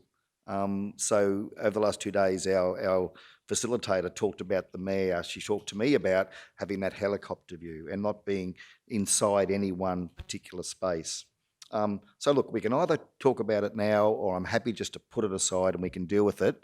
If council's keen to look at, the other option would be to say, look, let's just look at our portfolios once we've done our corporate plan. Let's not change anything now other than this name, and let's leave our portfolio changes until we finish the corporate plan. And that may be the better way to go. But I just wanted to flag that we can make this change now and we can get on with the job, or we can leave it, do it later once the corporate plan is resolved. But I am keen to see 2 things happen: that the portfolios are restructured to align to the corporate plan, number 1, and number 2, that the mayor doesn't have a portfolio, is able to have that helicopter view overseeing all of the portfolios and work with all the portfolio councillors strategically. So I don't want to be just having my head in finance or media and comms and having that take me away from being able to support you guys from that level in terms of your portfolios.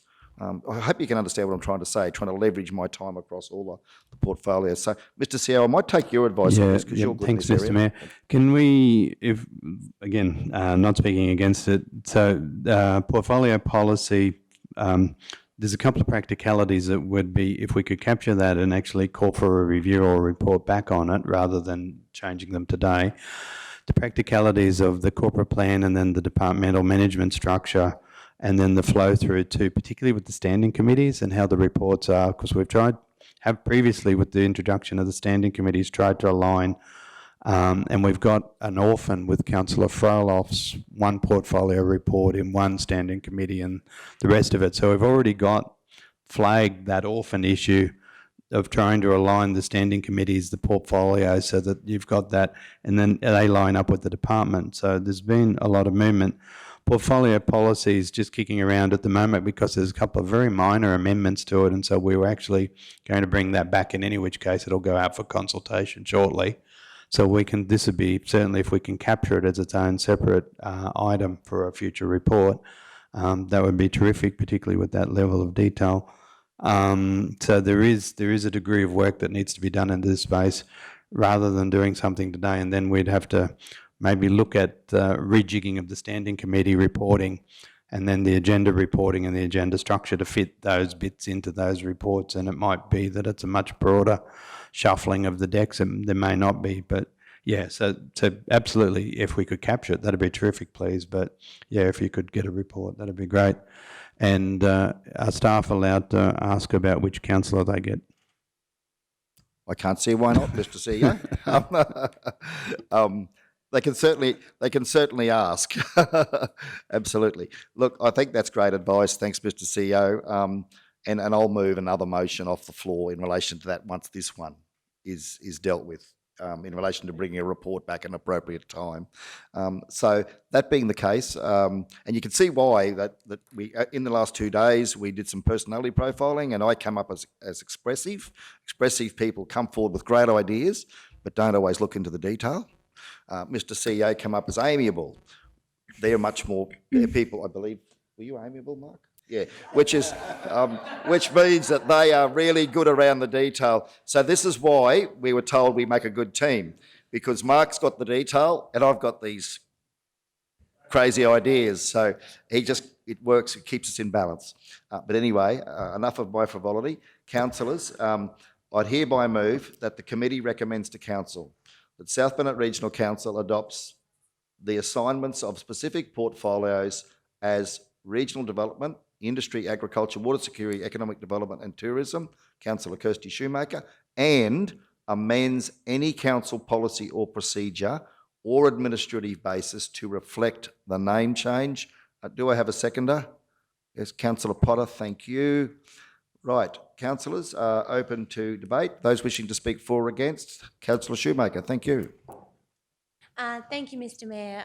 Certainly, I see the name change as an important part of, in terms of, and we've discussed as a council resetting the economic development role of council and how we play in that space. So I see that name change as important. But hearing what you're saying, I also see it really important that we do take the time to reflect on our new corporate plan and the various priorities of that and realigning our portfolios to that. So I'm fully supportive of that and recognise this name change may only be an interim change perhaps until we do that realignment or that further work. So I just wanted to confirm, is that true and correct? Am I hearing things right? Yep. So no, thank you. I think there are many aspects. I think regional development really encompasses that there are many aspects that council looks to in terms of what has been tagged as economic development in the past. And I think this is a really good opportunity as we go into the next financial year to really reset the portfolio and its priorities moving forward to ensure they align with the corporate plan. So thank you, Mr. Mayor.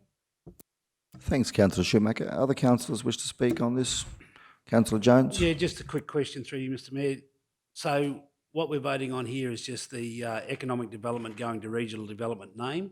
And in the future, again, Councillor Shoemaker, I just, for my own benefit, because I did have a quick conversation just there with Councillor Shoemaker in regards to one of those categories under that regional development that I think should sit elsewhere. But by what you've just said, we're going to have a workshop moving forward, and we'll be able to address those situations lining up with our corporate plan.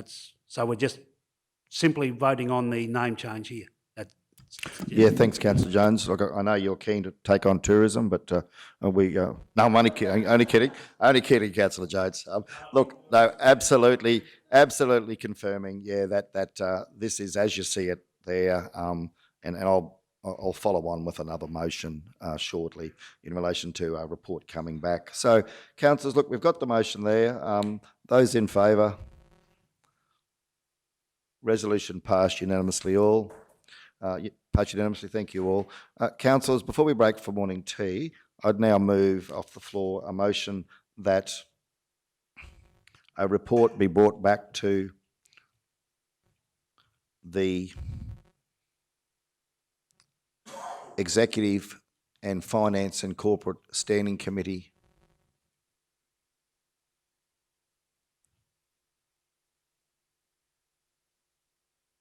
meeting in the month of April as to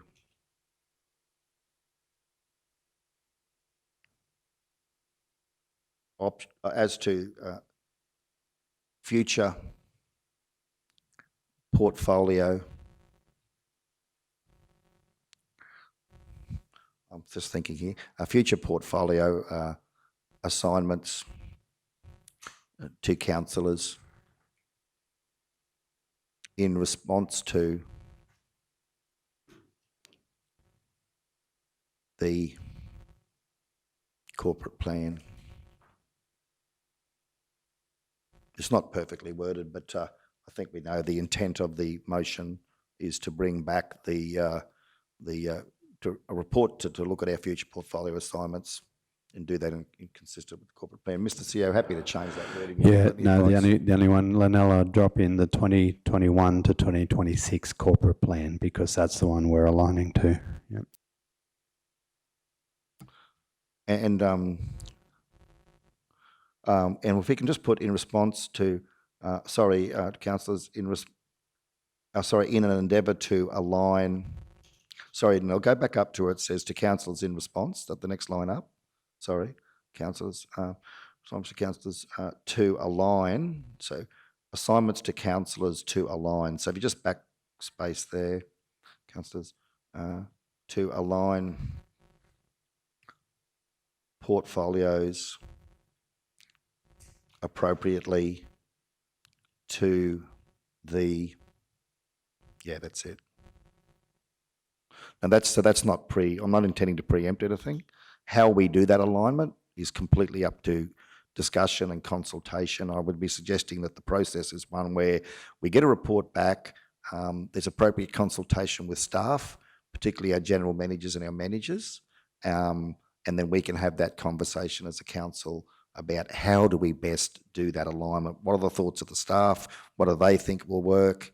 How can we make that connection between the organisation, councillors, and then feed that off structure that off the back of the strategic priorities in the corporate plan.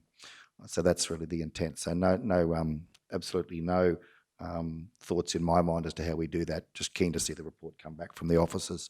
So I'll hereby now move that and seek a seconder. Thanks, Councillor Jones. Councillors wishing to speak for or against? Those in favour? Passed unanimously. Thank you all. Councillors, I think we had morning tea. It's now 10:30 a.m. and I'd hereby move that the meeting be adjourned for morning tea and that we resume at 10:45 a.m. Do I have a seconder? Those in favour? Councillor Jones. Sorry, Lynelle.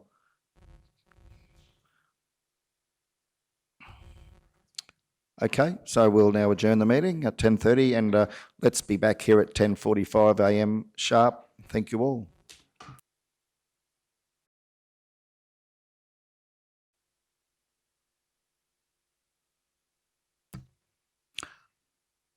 Okay, welcome everybody. It's now 10:50 a.m. and I'll move that we reopen the meeting. So, Seconder for that. Thanks, Councillor Jones. Those in favour? Passed unanimously. Meeting now reopened at 10:50 a.m. Councillors, we're up to item 6.5 at page 30, which is the South Bennett Regional Council Customer Service Charter. And I just thought what we might do on this one is we might just go to count straight standing committee protocols. We can go straight into some conversation about this, and then we can get the motion cleared and move forward. So, General Manager, you and your team keen to get a little bit of background on where we're at and an update as to what's in the current draft document. Thank you. Thank you. Through you, Mr. Mayor. The team has worked collaboratively, especially the business systems team and our corporate team, on developing what we believe is the best outcome here for our customer service charter. It's achievable, it's a work in progress, and currently we're working under the 2009 report that you've got attached here to the meeting, so you can see the inadequacies there as well. So I just want to say how much I appreciate the feedback from the councillors, and especially, I know Councillor Shoemaker, you're very passionate about the service levels and that, and I appreciate the opportunity to be able to really take this apart and look at it from a consumer perspective and deliver something within the realms of our financial responsibility. Now, as part of that process, we have engaged with business systems there, with Anthony, the manager there, and also Makala, our project manager, with a view to developing a framework where we get it right. But it is a work in progress, and they have actually given us the opportunity of reviewing after they transition our business systems into SaaS, that will be their number one priority after that commitment in March. Now, in the interim, there has been some work with assistance of Manager Carolyn and Makala. They have looked into the configuration at the back of our business system, and at the moment, because of work, we're not going to do any Band-Aid tactics because it's unproductive and it's not necessary. Now, there is a business plan has been initiated through business systems to address this problem as soon as we get through our structured SaaS transformation. So it is in hand. It's a living document. We're happy to review it at any time. I don't think that a lot of this is contrary to what we can deliver from a council perspective. We have done some quick fixes there because of some of the inadequacies of our responses. But as I said, it is a work in progress and it will be addressed after March totally. We need to get it right. Thanks very much, General Manager. I just thought we might go, Councillor Shoemaker, you've done a lot of work in this space. I'm keen to hear your thoughts on what you see in the current document, how you think it stacks up in terms of customers' expectations. Thank you, Mr. Mayor. I was really thrilled to read about the Customer Request Effectiveness Review project plan. And you're absolutely right, GM Suze. I am really passionate about this, and I know I've spoken quite passionately about it. I think that was the missing piece for me. And I feel like knowing that the work is going to continue, and I recognise that, to aim for perfection is not the key, but to aim for a better outcome and to make that commitment to work toward that, I'm really thrilled with that. So I just want to acknowledge the work that's gone into this process. I know I've been difficult, but I'm really pleased with the outcome. I think, the opportunity, CEO Marks talked about business systems and the challenges in that. I certainly recognise those, but the opportunity to continue this work is really, really important. It is our reputation, our relationship with our ratepayers is really important, and I just commend the team on their ability to really come back and say, look, we are going to review, rethink, and really concentrate on this. So thank you very much, and congratulations for all the work that has gone into this. I know it's been a giant effort but I am really pleased to see the outcome and look forward to working on this some more. Thanks, Councillor Shoemaker. I'll come to you shortly, Councillor Duff. I just had couple of things to add. Yeah, I've read the new document and it's obviously been responsive, very responsive to the feedback that's come from councillors and particularly Councillor Shoemaker. So great to see that, General Manager. Congratulations to you and your team on bringing forward something that's going to provide a really great platform for us working towards one of our key objectives in our corporate plan, which is organisational excellence.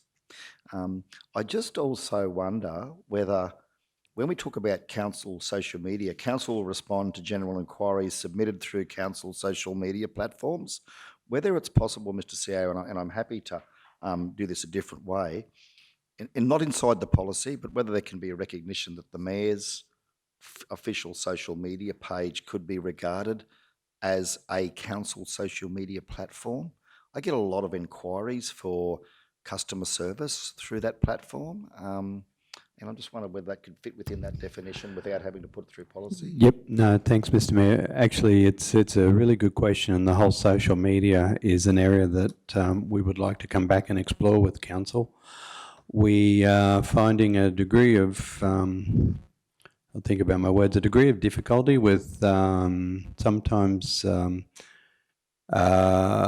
inquiries that may have ulterior motives behind them, or there's a range of issues associated with them. It stretches across the corporate platforms, and I would suspect it goes a range across of councillor pages as well, as far as dealing with social media. I've spoken to a number of my colleagues and peers across the state, as I could rattle off the CEO councils, but it's immaterial. There is this commonality of a problem in social media across a whole range of areas, and we would be absolutely pleased to bring that back and have a look at what we can do with it. Thank you, Mr. CEO. In the meantime, without being too pushy, would it be possible that the Mayor's official Mayor's social media page, that all posts on that could be managed by the media team and manage the comment and all the dialogue around that? So it's actually not my page, it's actually the official Mayor's page, which I know would be in addition to the council page. Is that something I could do as a separate matter? We would have to, if we take it out, if that's the case, if that's where council wants to go, it would become, you would lose all control of it, basically. Oh, It would become a corporate entity. So it would be just at that point on, and there's positives and negatives for that, but certainly at the transition, should you win lotto at the end of this term and retire to the Bahamas, the page would continue on as the Merrill page. It's certainly something, again, very, very happy to have a look at, but rather than just throwing it into this one, I think it probably just needs its own degree of, so we don't trip over anything for you. Does that make sense? yeah, that's very good. Thanks, Mr. CEO. And I'm very good at tripping over things, let me assure you, as you well know. So that being the case, thank you, Councillor Shoemaker. That's wonderful. Councillor Duff, did you want to add something to our conversation before we put it on the table? Thank you, Mr. Mayor. I was identified as amicable, which means attention to detail. And I just wanted, I actually raised it about when we do the customer requests, when we send the customer request through and we get a response back, it's not often linked to the original request. And I noticed that in some of the different sections it's happening, and in other sections it's not. And I'm just wondering, is that, I don't know if you're going to word that in the policy, but just so that you can, for the ease of tracking where a customer request is at, just to get that so that we can see what the original request was. Councillor Duff, can I just interject, and you can put your light off now? Thank you. It's a really good question. I would suggest, if I can, General Manager, I'll come to you shortly, that is an issue of mechanics, that is part of our business systems process. So as General Manager has articulated, the first priority council at this point in time is business systems. Let's get those business systems, Tech One and all that stuff working well. Once that's bedded down, then General Manager has indicated that the very next priority is going to be turning our mind, the organisation turning its mind under the leadership of our CEO to the effective implementation of this policy, correct? We get business systems working and then we implement this policy across the organisation. General Manager, can you just confirm that I'm on the right track there? Yes, you've articulated that very well, Mr. Mayor. That is part of the whole review of the business systems unit, and Manager McCarla did a quick review there for us the other day to have a look at some requests that we thought we might have some easy fix there. But when she went into, and I'm sure she can articulate it more, I think in more technical terms, but when she went into back to the configuration of it, she said it was like a spider's web. So it's a huge job, and like I said, we're not going to go and do Band-Aid fixes now. We're going to pull it apart, the whole lot, and start again. And part of that, Councillor Duff, will be like I said, the feedback we've got from all of you councillors has been amazing, and it is a reputation risk, and we have that foremost in our mind. So it is a priority, and we need to do it, and we'll do it well, and we'll do it properly. Thank you, General Manager. You comfortable with that? We'll pick that up in our business systems review. Thanks, Councillor Duff. Councillor Jones? Yeah, thanks, Mr Mayor. I just want to reinforce Councillor Shoemaker's comments and congratulate all the staff. I think they've done a wonderful job. This has been a process that's been going on for over 12 months that I know of. And in your report this morning, Mr Mayor, you reported 120-odd thousand contacts through staff, which equates to about 2,500 a week, which is about 450 a day that our staff have had to operate, as well as almost 1 million external emails. So our staff internally have been to try and implement this change that we've requested, as well as dealing with all those external and all the other contacts that we've got. So I just want to say that they have done an exceptional job, and the men and women in our customer service contact and all that, they are an exceptional attribute and fantastic resource to our council. So I just want to acknowledge what they do. They have got a great, massive job ahead of them. We've asked for massive change, and they've still had to deal with all that contact as well. So I just can't speak highly enough of them. I know, you know, people can accuse me of backslapping and all that, but these guys, men and women, genuinely deserve the credit that I'm giving them. They have done a wonderful job. So please take that back, General Manager Jarvis, to these people, and really acknowledge the fact that they do a wonderful job. Thank you.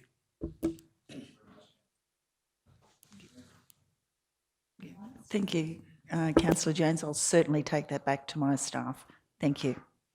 Thanks, Councillor, and thanks, General Manager. I think the other thing, of course, this policy also goes to General Managers, not just, of course, the customer contact staff, but General Managers me and O'May, General Manager me and O'May, this also very much goes to, as you understand, the departments, and making sure that our customer contact out of our departments in terms of our return phone calls, our written correspondence, that we're lifting that up, we're lifting the standard of it up. And I know that all three general managers are very committed to making sure that this is effectively implemented. So we look forward to seeing that right through our organisation. I think our customer contact team, as Councillor Jones have set a really, really good benchmark there. If we can get that customer service through every back office department of our organisation, we're going to be delivering a great result for the people of the region. And they have been calling for this for some time. It hasn't happened, doesn't happen easily, but great work. And again, it's a team effort, isn't it? It's councillors and CEO and the operational arm of council working together. It shows what great things can be done when that happens.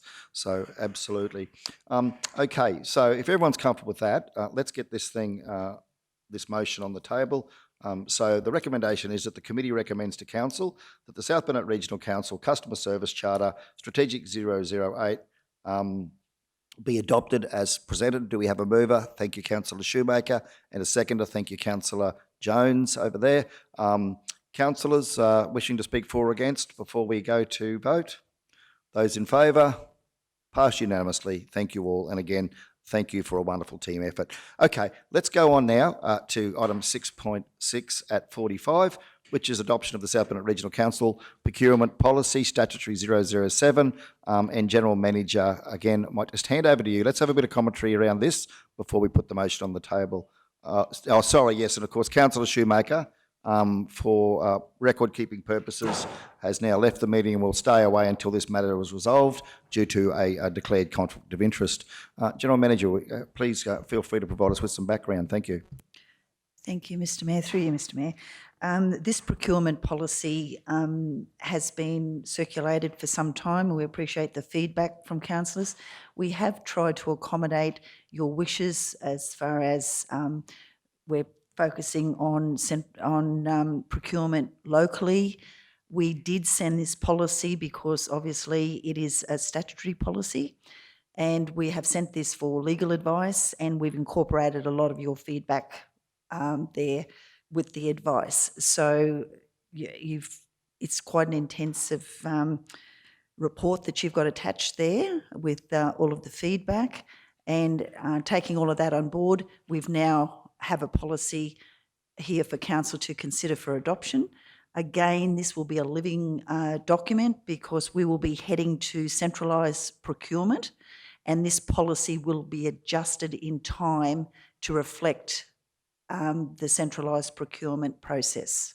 So if you need anything technical, I have my procurement officer or coordinator here with me if you want any other anything answered. Thank you. Thank you, General Manager. Just to clarify, councillors, this is a two-stage process. Stage one of the process is to look to reform the current policy to bring it up to some of the expectations articulated from council. And the second stage, importantly, will to further amend the policy to bring council through that process of centralised procurement. So at this stage, it's what we've got at hand, and this will provide a lead-in to the proposed centralisation process. I just wonder, General Manager, if it would be okay, before we put this on the table, to get a little bit of commentary or a little bit of discussion with the procurement officer, if that's appropriate, in relation to what we now see here. And I'm happy to start off with just a couple of questions, if I can, for the officer in relation to the council's obviously desire to want to obviously see as far as we possibly can local buying, local purchasing from council.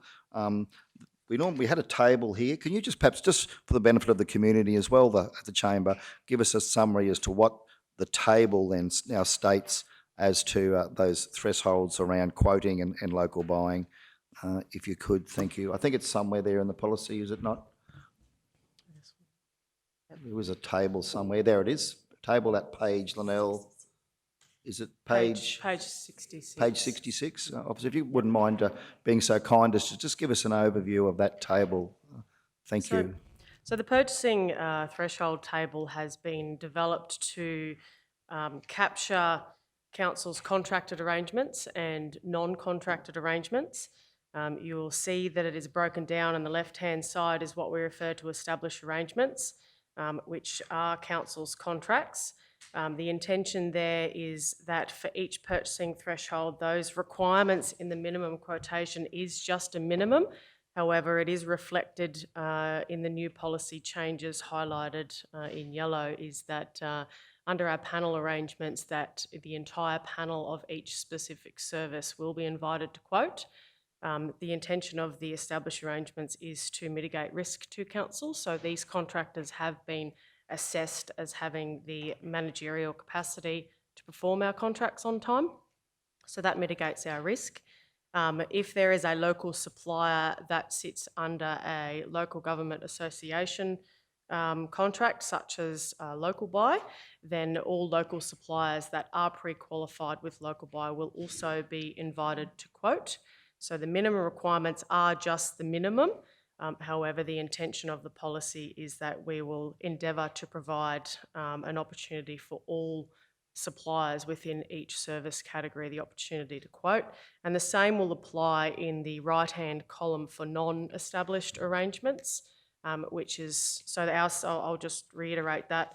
Our established arrangements are considered to be council's core business, whereas the right-hand side, our non-established arrangements, are quite often ad hoc type engagements. It could be goods supply, could be various services that is not considered to be core business for council. But the intention will be is that each council officer will provide the opportunity as reasonably aware of all local suppliers to provide the opportunity to quote. Yes, thank you very much, Officer. That provides a really comprehensive answer, actually, that's spot on to what I was asking. So what we're really wanting, what we're suggesting here is this draft policy says, as the officer articulated, establish arrangements where we have suppliers under current SBRC panel arrangements. The entire panel of the specific service will be invited to quote. And for those who are on local buy, LGA arrangements, again, all local suppliers who are on that list will be invited to quote. For non-established arrangements, all local suppliers, again, of the specific service are going to be invited to quote. So thank you for that, and I want to acknowledge that work you've done in responding to council on that. Thank you very much. And I also understand that that'll create a bigger body of work for you each time we have to go out. So I understand you've created more work for yourself now, but and I just want to say thank you for your preparedness to do so. Thank you. So council, look, anyone else want to ask any questions before we go to the motion? Councillor Duff. Thank you, Mr Mayor. Yeah, I'm really happy about the changes to the wording with the local buy, and also about changing the word that should be. There was a wording I was really concerned about, that it was that they could ask the local providers, but it's must ask the local providers.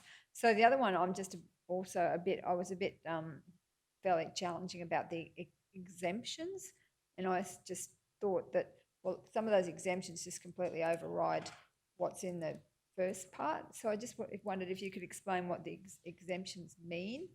Like, there's a whole list of them that sort of complicate it, to my way of thinking.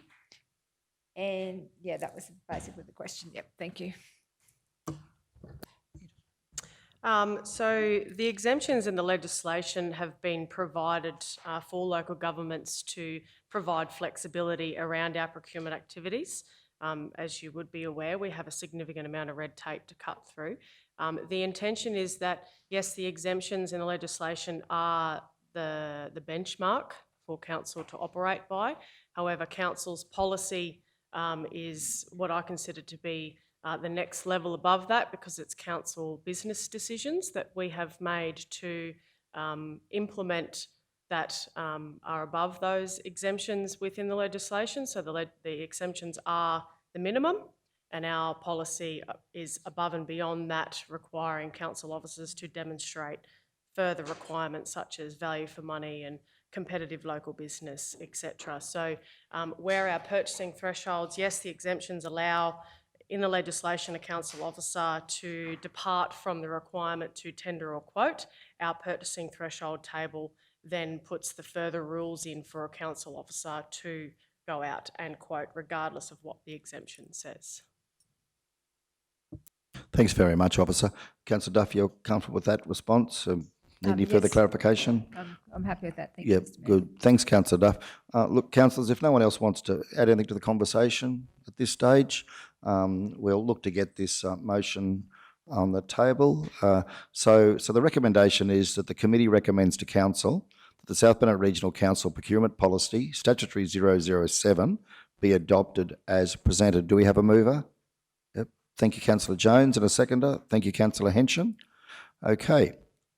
Councillors wishing to speak for or against, debate the matter. Thank you, Councillor Jones. Yes, thanks, Mr Mayor. This is another policy that I guess goes back probably 3 years, 2 or 3 years, and for the want of a better word, it may have been a little bit shady back in the day, and to where we've got to today, it's, yeah, shake your head, but let's, what you see is what you get, and I don't apologise for it. So it wasn't the best procurement policy when we started 3 years ago, if you want me to explain it that way, but it still means the same in a different way. All right, so where we got to now, I am very happy to move this to be accepted as a new resolution for our procurement policy, and I just again want to extend a big thank you and a congratulations to you, the officer, and all your staff, your general managers, because I know how much work has gone into this. And Councillor Duff has certainly been pushing the issue for local buy and all that sort of stuff, and I think we've done a really good job in covering off on that now. It's quite articulated in there that we have to do that, and it's a very good guide for us to go forward, and I think it's another big improvement that this council has implemented in a short term of 10 months. So can I just say a congratulations to you and your staff and everybody else concerned, and I'm very happy to move this resolution. Thank you. Yeah, thanks, Councillor Jones. Councillors, this is your opportunity to speak for or against the draft. Please don't miss the opportunity. Councillor Duff, did you want to speak for or against? Sorry, it's just a question. I probably should have asked it before, but it's just a question. Is that okay? Yeah, please Okay. proceed. So I just want to test the water on the policy. So is it, if we were going to purchase the internal uniforms, would there be a requirement under this policy to go to our local providers rather than purchasing outside our region? To give them a chance to quote, that's my question. Yes. Thank you, I have no further questions. Thank you, Councillor Duff. And thank you, Officer, for your very, very clear response. That's excellent. Thank you. I'm sure the community local suppliers will be here, understand that we have legislative frameworks we have to work in. So we can do our absolute best to give every local supplier, as this policy now is proposing, the opportunity to quote, that creates a lot more work for our council officers, but it shows that council and the staff, we are doing everything we can to give every business in our region fair opportunity to quote. And for those that aren't on the panel, there was always the opportunity annually to get yourself on the pre-qualified supplier panel. We have legislative requirements in terms of assessing eligibility for the panel. I just want to make that clear. So again, to the community, if you're not on the panel, look out for that opportunity to get yourself on the panel, officer, when the time arises. But again, this is an important initiative for council. And again, I support Councillor Jones in saying thank you to the staff for persisting with us. We haven't been easy on this. It keeps coming back to the table. I think we're we're getting now on the money, it would seem. So I'd certainly like to support Councillor Jones in speaking in favour of it, and thank Councillor Duff for the work that she's done in working with the staff on this matter. General Manager, did you want to add anything before we put the motion? If you know, thank you, Mr Mayor, through you. I just want to add there, and I appreciate the remarks, Deputy Mayor, from my team. They have worked very, very hard to get to where we are now with this policy. But I just want to highlight as well that they do go with the local content a step above. Now, we sent out for expressions of interest for some services here several weeks ago to our local providers, and we didn't get any responses.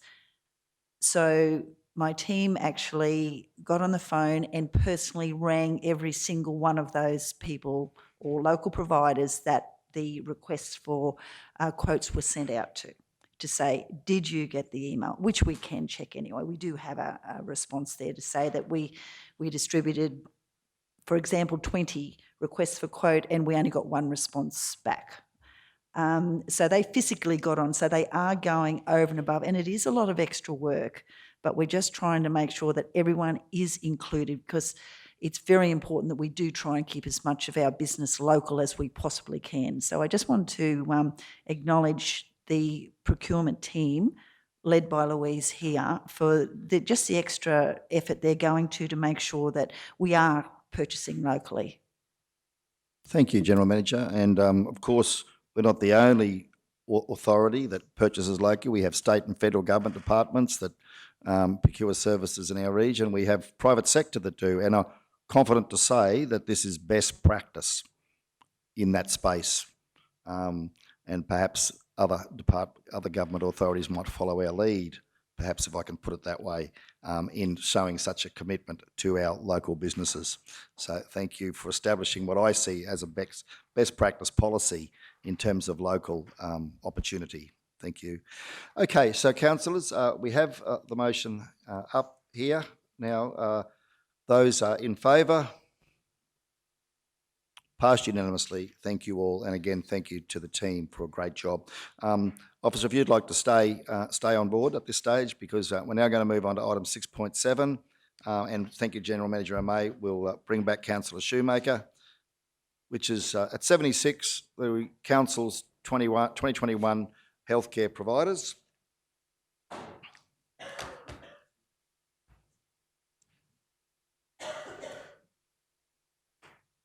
So we'll just go to 76.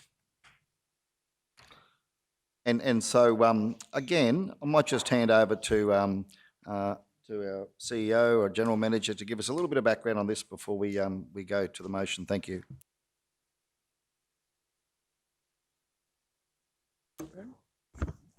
Thank you, through you, Mr. Mayor. The background of this is that, and I'll get Louise to reiterate what I've just said. Excuse me, I'm coughing. The background is that we only had one local provider for our health services. As a part of our pre-employment here with the South Burnett, and as well as our workplace health and safety or any injuries and that, we only had one provider to assist us in delivering these medical services and injections, etc., etc. So what we've done now is that we are going out, or we're seeking council's permission to go out and appoint these providers that have put their nominated to supply these services to council. But that's virtually the background, and I'll just get Louise to give you more detail of that transaction. So the intent of the healthcare providers was so that council was meeting its legislative requirements for a medium-sized contractual arrangement based on our spend. So what we did is we released an expressions of interest, being that healthcare providers it is very specific for council employees only. It's not a service that council provides externally, of course. So the intention was that council were to capture the healthcare providers within the region under a tender consideration plan, which council adopted, I think, in August last year, for us to do an expressions of interest, so that we had a panel arrangement of healthcare providers, and the intent was to capture at least one healthcare provider per regional area or per town, so that council was able to send employees that were within those regions, as we are a large region and quite diverse in our areas, so that we had the opportunity to send our employees for their pre-employments within a close vicinity of their home base. So that's why we did an expressions of interest, being that healthcare services is it's a different kind of service, but we needed to meet our legislative requirements. So we did an EOI, and then we did a select tender under that EOI for those providers to respond to, and we have come down to a list of 6 providers that we would like to award to. Thank you very much, Officer. So we have that list of 6 providers in the agenda. Council, I'd now move that the committee recommends to Council Council approve the list of providers to be included in the register of providers for healthcare services in alignment with the tender consideration plan adopted on 19 August 2020 in accordance with Section 230 of the Local Government Regulation 2012. Do we have a seconder? Thank you, Councillor Potter. Councillor Potter can't. Second.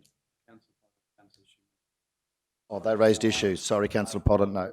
Thanks, Mr. CEO. I've tripped over again, but thank you very much. Much appreciated. Okay, so anyone else prepared to second that? Councillor Froloff.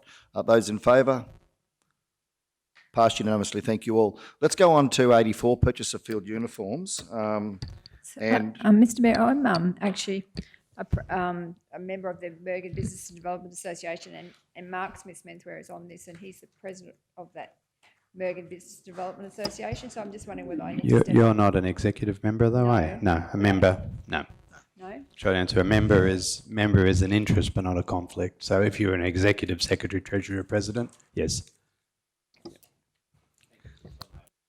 Thanks, Mr. CEO. That'll be noted. Okay, Council is seeking to enter a 12-month supply arrangement with a local provider for the supply of PPE field uniforms for staff. The recommendation is that the committee recommends to Council, the South Burnett Regional Council approve the recommendation to establish a 12-month supply arrangement for high visibility field uniforms. Do we have a mover? Thank you, Councillor Shoemaker. A seconder. Thank you, Councillor Henson. For or against? Speakers, for or against? Debate? No? Councillor? Okay. Those in favour? Passed unanimously. Thank you all. Thank you to the staff for putting up the report. Thank you, General Manager and Officer. Much appreciated. Okay, let's go on. 6.9. Property and rating outstanding debts overdue by 90 days at 87. So, Council, the situation here is that there's a listing of Council's property and rating debts excluding rates and debtors that are overdue by 90 days or more in their current state for collection. You can see that there. The total is $109,550. Okay, the recommendation is that the report on the status of property and rating debts that have been outstanding for 90 days or more be received and noted. Do we have a mover? Thank you, Councillor Jones. Second, thank you, Councillor Froloff. Speakers for or against? Those in favour? Passed unanimously. Thank you all. 610, wastewater charges options modelling at 89. So a consultant was engaged to review wastewater rating methodologies that now require community consultation in preparation for the 21-22 budget adoption. And it's recommended that committee recommends to council. The council proceed to community consultation to engage with constituents that may be affected by the proposed changes to the wastewater methodology. So councillors, the motion that we'll be possibly putting forward is that council proceed to community consultation with the proposed methodology. Before we go to that, I might just ask Manager Lowe to just give us a quick overview of the methodology that we're looking to take to the community, if you could. Is that, or General Manager, sorry, am I in the right space? No? General Manager Jarvis. Oh, sorry, it's pricing. Sorry, Tim, I can see you sitting there, but I just want to make sure you're awake. So the CEO thinks the manager should do it. So, no, look, we just want a quick 1 minute overview of the methodology, if we could, please. Make sure council's clear on that before we put the motion to the floor. Thank you. Okay. Thank you, through you, Mr. Mayor.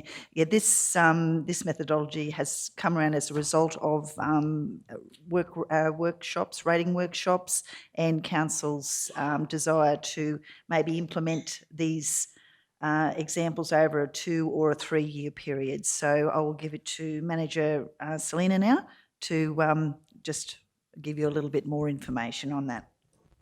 Through you, Mr. Mayor. This work was done by John Perry through Mead Perry recently when we had our last workshop. I have the reports printed out to hand out as a review and a reminder for it. We would like to start community consultation with the flats and the proposed bringing it into line with your units, where we were talking about reclassifying the second pedestals into first pedestals. And due to the budget timelines, we really need to communicate this sooner rather than later. Yes, thank you very much, Manager. So, Council, the report, as obviously I've articulated, is that the consultant undertook several workshops with Council over the past 12 months. Potential outcomes from that, one, we treat flats the same as units in terms of wastewater charges. So for the community, we're talking about sewerage charges here, known in Council as wastewater charges. For example, instead of 4 flats being charged 1 first pedestal and 3 second pedestals, they should be charged 4 first pedestals, and the same as community title scheme units are now. And there's a view to implement that possibly over 2 years. The second element is that additional pedestal charges for commercial properties move from the current 28% of the first pedestal charge up to 58% of the first pedestal charge. So that's for the second pedestals. Implementation over a 2 to 3 year period with a target increase of 68%. A consideration of these charges or any potential changes may also be applied to the first pedestal charge and its rate in Council's budget deliberations. Mr. Sier, did you want to add anything to the conversation? I would be pleased to, Mr. Mayor. So one of the points I wanted to make was this is very clearly a different process to what Council's undertaken before. So no decision has been made. It's been a discussion point up until now. And as part of Council's direction of greater community engagement and more transparency in process, it'll go out now for community engagement for those that are particularly affected. So that information, so if I could, for when it is on the video, or if there is any media watching or when it's reported, There is no definitive decision point made. It's a discussion point, and it's council wishing to engage with the community before it actually implements a decision. So this is really, actually, it's quite a pivotal report today, councillors, because this is the first time, I believe, in my time here, that we've done this with a budget process. So it's the first tentative step in a very new process of opening up the whole budget discussions and getting that community engagement and feedback prior to the decision and getting that community engagement. So I would actually acknowledge and congratulate the councillors, because it's certainly been a direction they've given the organisation very clearly, which is to engage in this community engagement space. Probably too many engages in there, but yeah, to move into the community engagement space. Yeah, thank you, Mr. CEO, for making that very clear to the chamber and to those in the community, the media who are watching. This recommendation is to proceed to community consultation so that we can then consider appropriately in time to come any proposed changes to the sewerage pricing methodology. So as such, as the finance portfolio holder, I'd like to now move that the committee recommends to council that council proceed to community consultation to engage with constituents that may be affected by the proposed changes to the wastewater methodology. Do we have a seconder? Thank you, Councillor Froloff.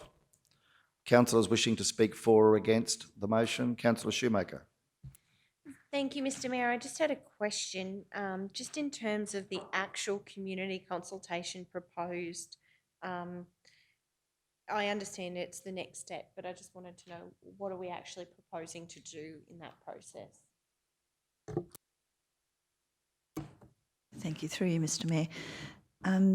At the moment, we were physically, the communication strategy hasn't been developed yet, but just from conversations with my managers and with our ratings staff, we were considering doing the people or the organisations that would be immediately affected would actually receive a hard copy, a document outlining maybe the proposed changes.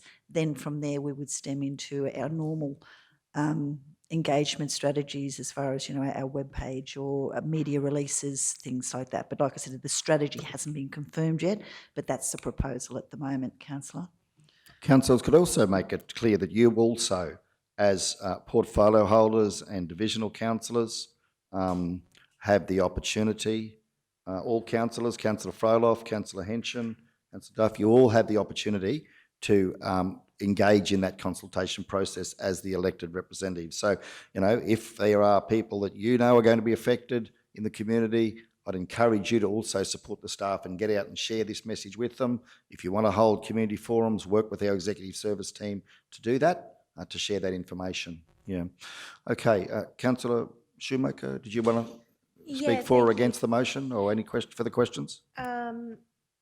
No, I understand the motion. I think it's a really responsible thing for the council to have some intimate conversations with people who are directly impacted by this change and to really understand their views. So no, I'm supportive of taking this out for community consultation. I recognise how hard it is, the position council is in terms of balancing the budget and ensuring there's enough money in the account for forward investing in critical assets in our community. So I understand this. I know we've been through the discussions with the consultant, and I think the next piece, the discussions with the community about this, really dipping our toe into the water and understanding how it will impact those stakeholders directly, is really important to our decision-making process. So thank you, Mr. Mayor. Good. Thank you, Councillor. Okay, councillors, the motion, you can see it there. Councillor Jones, you wish to speak for or against the motion? I just have a question on the report, Mr. Mayor. The report and the figures that we're taking out in the report, item number 2, additional pedestal charges for commercial properties moved from a current 28% of first pedestal charge up to 58% of first pedestal charge. Implementation over a 2 or 3 year period with a target increase of 68%. Could I get some more clarity around that? Because are we proposing to move from the current 28% directly up to 58% and then implement the rest I'm just not sure how that reads. Could I get some Yeah, clarity? I could just intervene there, councillor. Absolutely, good question. My understanding from the workshops was clearly that the implementation of the 58% would happen over a 2 to 3 year period. So it's certainly not going to 58% in year one. Absolutely not. It might be that we go 2 years for 58%, for example. It might be that we go the third year to 68%. Great question, but that's what I understand it to be the case. Just a quick confirmation of what I've said there, General Manager, please. Just a yes or a no. Through you, Mr. Mayor, the report from the consultant was actually to go up to the 58% in the first year, and then our target over a 2 to 3 year period was to reach eventually 68%. Okay, so I've got that wrong. So that's a misunderstanding then. I obviously haven't articulated correctly what we talked about in the workshop. I so- think it is, if I may, Mr. Mayor, actually, there is value in clarifying that further. We still need to engage with affected, but and also the issue I have with not the report, but just this going forward and when we engage, it's for the dollar terms, because there was a discussion about the first pedestal charge, and hence the line in the report may move depending if there's more funds coming in off second pedestal. So what 58% of first pedestal may be, as we know the pedestal charge now, that may be different next year if the first pedestal charge moves back.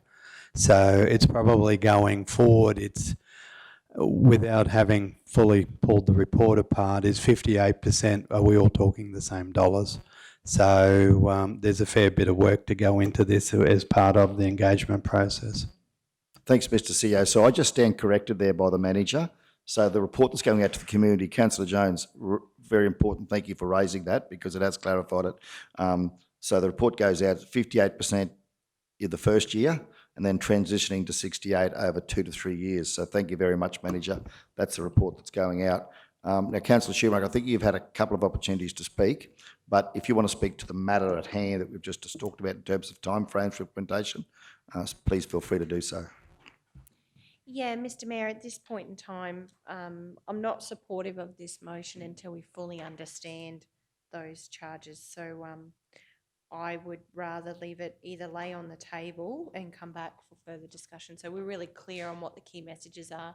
But certainly as a councillor, I'm not comfortable in what the key message is that I'm communicating at this point, further to the discussion that's been had. So if that's possible, I would rather either leave it lay on the table, or I'm not supportive of going out until we have those key messages. Okay, thanks very much, councillor. So you've spoken against the motion. I'd, as the mover, sorry, Councillor Froloff. Thank you, Mayor. I agree with Councillor Shoemaker, actually. This pedestal charge is going to have an impact on a fair few people, especially motels and private schools and that. So I'd like to, until we can get our head totally around this, I'd like to leave it on the table also. Thank you. Okay, councillors, I'm going to speak in support as the mover, of course, as I would, of the motion. I have to, and I stand by that. I think this is a good recommendation. I'm quite comfortable that the staff know what we talked about in the workshops, even though I miscommunicated it. I think it was pretty clear what we discussed with John Perry. The staff were made clear. They presented what we asked them to present. But if we're having second thoughts about that, fully understand. So I'm certainly going to vote for it and speak in support of it, because I think what I'm concerned about is that we are focusing on a June 30 adoption of budget. We don't want to rush the community consultation, but yes, we want to get the key messaging right. I have faith that our staff are capable, sufficiently capable, to get the consultation done well, to get the key messaging right. And I'm sure that if you want to work with the staff in that key messaging, there will be opportunities to do that. And you can also go out and share that in your own words with the community to make sure that that's clear. But that's just my point of view. So look, if there's no one else that wishes to speak for or against, we'll put it to the floor. Those in favour of the motion?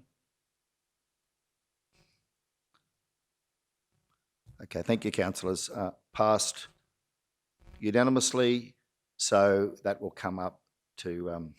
Mr. Mayor, That'll come up to the general meeting, by the way. That's a recommendation to the general. There will be an opportunity to debate it further. So the general is an opportunity. This is just a recommendation, okay? So council has the right at the general to not adopt that recommendation. And Mr Mayor, we'll work and get expanded report to the general. Thank you, Mr. Sear. That's a great solution. So we'll get a lot more information at the general with all that key messaging. And then if council's comfortable at that stage, we can proceed. If you're not, then we can put it on the table or we can give it more time. But excellent comments, excellent points by all the councillors. Thank you, Councillor Jones and Councillor Shoemaker and Froloff for those excellent points there. Okay, now, councillors, I'm going to now move a procedural motion that we adjourn the meeting until 1:30 on the basis that Councillor Shoemaker, Councillor Potter and myself need to attend the ceremony at the Kingaroy High School. To have a seconder for that? Thank you, Councillor Jones. Those in favour? Okay, supported unanimously. We'll now adjourn and resume at 1:30. Thank you all.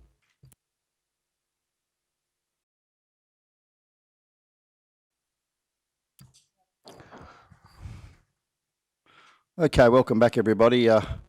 Apologies for the delay. We've been at the Kingaroy High School, a very important investiture ceremony, and great to see so many wonderful young people coming through in our region. I'll now move that the meeting reopen at 1:50 p.m. Do we have a seconder? Thanks, Councillor Henshin. Those in favour? Okay, thank you. Meeting now open at 1:50 p.m. On to 7.1, the Economic Development Portfolio Report. Pleasure to hand over to Councillor Shoemaker to deliver such. Thank you. Thank you, Mr Mayor, and it's with great pleasure I present this month's Economic Development Portfolio Report to Council to be received for information. Certainly, this Council's commitment to boosting our economy through investment and innovation that promotes population growth and community wellbeing has been articulated in the draft corporate plan. Key priority 3, growing our region's economy and prosperity. In summary, this means this Council will develop and implement a regional development strategy that supports business and employment growth, work with key stakeholders to create a pipeline of priority shovel-ready projects that aim to improve the quality of life experienced by all residents, invest in strategic infrastructure and create a prosperous future for all. Support and advocate for the development of an expanded and diversified agricultural economy. Continue to provide and investigate options to improve our arts, heritage, visitor information centres and tourism. Support appropriate growth and development with responsive planning schemes, processes, customer service and other initiatives. Advocate for enhanced regional digital connectivity. Support local businesses through the implementation of Council's procurement policy and encourage others to support and buy local. Advocate for and support the option shortlist for identified projects in the National Water Infrastructure Development Fund Water Feasibility Study. Partner with key stakeholders and our First Nations people to support Indigenous tourism outcomes in a culturally appropriate way. Support and partner in the growth of adventure tourism in the South Burnett. Support our community and key stakeholders to build a plan for our region's eventual coal transition, and work with key stakeholders to promote workforce attraction and retention in the South Burnett, as well as supporting the development of an agricultural land and product asset mapping program. I thank the many business leaders and key stakeholders who have helped inform these key priorities in our corporate plan and welcome feedback. Further to this, in hindsight, I'd like to recommend to Council the addition of a priority that focuses on continuing the groundwork that the previous Council had instigated in investment readiness. This would mean continuing our partnership with the Department of State Development, Infrastructure, Local Government and Planning, Kingaroy Chambers of Commerce, Mergen Business Development Association, NATDA and BIEDO, along with many other business groups and networks in our smaller towns to develop a solid elevator pitch and policy for investment readiness procedures that will guide and support both councillors and council employees. This policy would consider the level of support provided by Council to facilitate and progress economic development related inquiries. And it is something I think we should consider putting into the key priorities from the corporate plan, as I've read out before. I'm pleased to report on Wednesday the 10th of February, Council met with the Department of State Development, Infrastructure, Local Government and Planning and Baito to discuss the process for progressing the draft economic development strategy, which this council has just renamed to be the Regional Development Strategy. As a council, we've taken our approach to this portfolio back to a blank canvas, and this has provided us with the time to identify what's happening on the ground and think to where we would collectively like to be. While I support this approach, I don't want to lose the learnings and insights gathered in the many drafts that council undertook in the previous term. I recognise that due to the pandemic, much has changed, and in my view, we've learned so much in the process. For some key players in our region, the pandemic has presented new opportunities, while for others there have been significant challenges in their business. I continue to be impressed by the strategic thinking, creative approach, and resilience of our business and industry players in our region. As we have discussed many times before, the South Burnett will be the next growth story. We already are. Our region has many enviable traits, and I believe the time to move on this is now. Right now, we can use the many traits we have to our advantage and position our region for a prosperous and sustainable future. However, this cannot be achieved without working together and listening to the many views and perspectives at the table. As you know, there are many businesses in our region who are thriving, and projects including the redevelopment of Protoco and Dusty Hill Winery are just a few examples of the incredible entrepreneurs we have in our region achieving big things. They are the wealth of knowledge living and breathing our region and its economy every single day. I believe the time to prioritise our regional development strategy is now. I also accept that this process is not about perfection. It's not about setting a strategy in stone. It's about being audacious and ambitious in our pursuit of the future. My view is that our regional development strategy must be a living document, not one on a shelf, not one that ticks a box, something that is in front of our minds, particularly as leaders, that informs the advocacy and infrastructure priorities for the South Burnett Regional Council. Our regional development strategy will provide our community and industry partners with clarity as to the economic priorities and vision for our region. This strategy will be our compass for developing and enhancing our economy in a sustainable way. It will support Council's corporate plan and inform Council in its advocacy with government and pursuit of funding. The strategy will detail our region's intent. The strategy will consider what needs to be done and why. The how, of course, will be up to us, not just this Council, but our region. This strategy will also inform how Council resources this portfolio for the remainder of the term. While our recovery from COVID-19 is underway, the impacts in our region have differed across industries, and it's now time to take these learnings and set the course for our future. This strategy will help position the South Burnett for its future, and in my view, the time is now. So what's next? The draft Wide Bay Burnett Regional Plan is anticipated to be released for public consultation by mid-2021. I welcome the opportunity to work with Mayor Otto and Planning Portfolio Holder Councillor Henshin to help inform the Wide Bay Burnett Regional Plan, and of course work with my fellow councillors in that. The regional plan that will establish a clear vision and direction for the Wide Bay Burnett for the next 20 years, providing certainty about where the region is heading and the structure to assess and respond to the challenges and opportunities presented.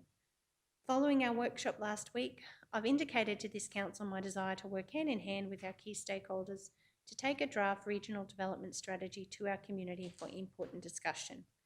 And in closing, I'm pleased to see on the agenda an opportunity for this council to establish a regional development advisory committee who will be an integral part of this process, and furthermore challenged with the task of developing that pipeline of shovel-ready projects that will focus on the how we get there, the how we take this strategy from a vision to a reality. Thank you, Mr. Mayor. I'd like to move that my report be accepted. Thank you, Councillor, for that comprehensive report. Excellent stuff in there. And is there anyone seconding it? Thank you very much, Councillor Henshin. Okay, councillors, any questions or comments in relation to the report? I'd just like to comment that, absolutely important to link that regional development strategy through to the corporate plan and those shovel-ready projects, development of arts heritage, Indigenous and, of course, adventure tourism will be an important part of moving the economies, the local economy forward. Councillor Shoemaker, so well done highlighting that. And of course, the agricultural economy along with opportunities for manufacturing in our region. So excellent report. We look forward to seeing some good work over the next 12 months and fast-tracking certainly the development of that strategy under your leadership. So thank you very much. Okay, councillors, those in favour of the report being received? Thank you all. Passed unanimously. Okay, councillors, we'll move on to item 7.2. Oh, sorry, Mr. CEO. Oh, councillor, sorry, I didn't see your light on. I was reading off my book. Sorry, Mr Mayor, I would like to move a motion from the floor if possible, which I believe Linnell has.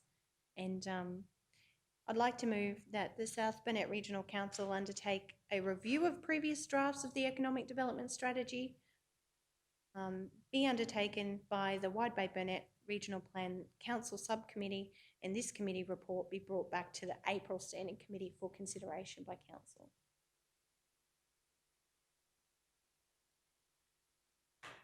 Yes, thanks, councillor. Absolutely, and we'll just check that before we seek a seconder. We'll just make sure you're comfortable with the wording of that, Mr. CEO. Just get you confirm that that is okay. That the economic development and sorry, no.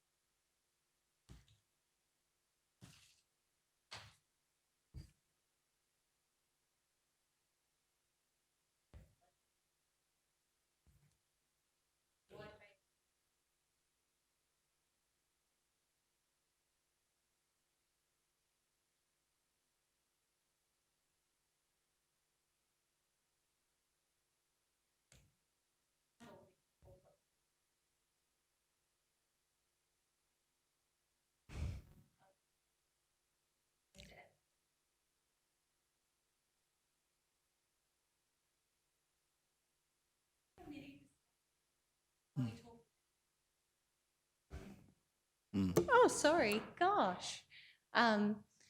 Talked about establishing a subcommittee to support with the Wide Bay Burnett Regional Plan. So this is just an extension of some of the work that's happening in that space. Thank you, councillor Shoemaker. Mr. CEO, we might just look at the grammatics on that resolution.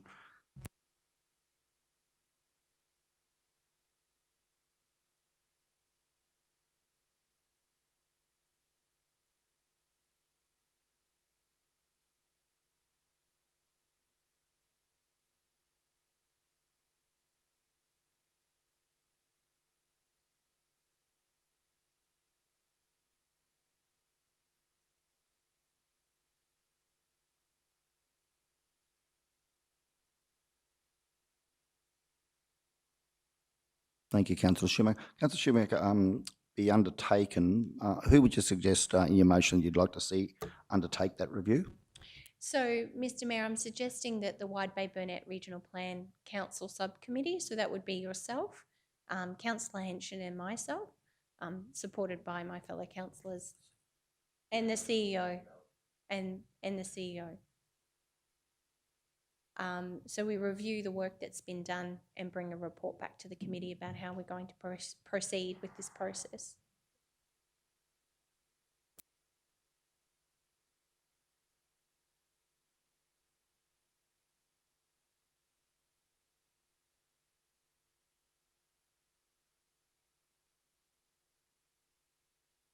Look good. Happy with that? Thanks, councillor Shoemaker. So we've got the motion there. And do we have a seconder for such? Thanks, councillor Jones. Okay, councillors wishing to speak for or against the motion? Those in favour? Passed unanimously. Thank you all.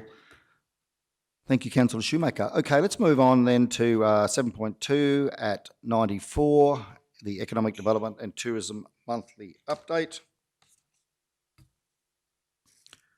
And that's enclosed, actually includes 2 months, December and January, of course, being the first standing committee meeting, with no committee meeting being held in December. And the report provides an update on the South Bennett Regional Council's Economic Development and Tourism section for the months of December 20 and January 21, includes some wonderful images of people working in this space and a range of events that have been happening. Councillors' recommendation is that the ED and Tourism Monthly Update for December 2020 and January 21 be received for information. Do we have a mover? Thank you, Councillor Shoemaker. Seconder? Thank you, Councillor Potter. Those in favour? Councillor Shoemaker, sorry, did you want to speak to that? My apologies. I'll go back. We won't vote. Are those wishing to speak to it? Thank you, Councillor. Sorry, I just wanted to point out, if you're in the Kingaroy Visitor Information Centre, I volunteered there recently, and just want to acknowledge the great work that's gone in. I understand there was a grant. There's a virtual headset. There's a picture here on page 95. I recommend you sit down when you put the virtual headset on, because it can be a bit overwhelming. But you literally walk around the peanut silos, inside the operations of the peanut silos. You also take a walk around the Bunya Mountains. And when I was there the other day, there was a bus group of tourists come through, and we popped it on a few people. And it just was really, really cool to be able to, in all the years I've lived in the South Bennett, I've never been inside the peanut silos. I certainly hope to rectify that hopefully sometime soon. But certainly it was very cool to pop the headset on and go for a look around to see the processing undertaken. So I just want to acknowledge the exceptional work that's gone into to bringing that project to a reality.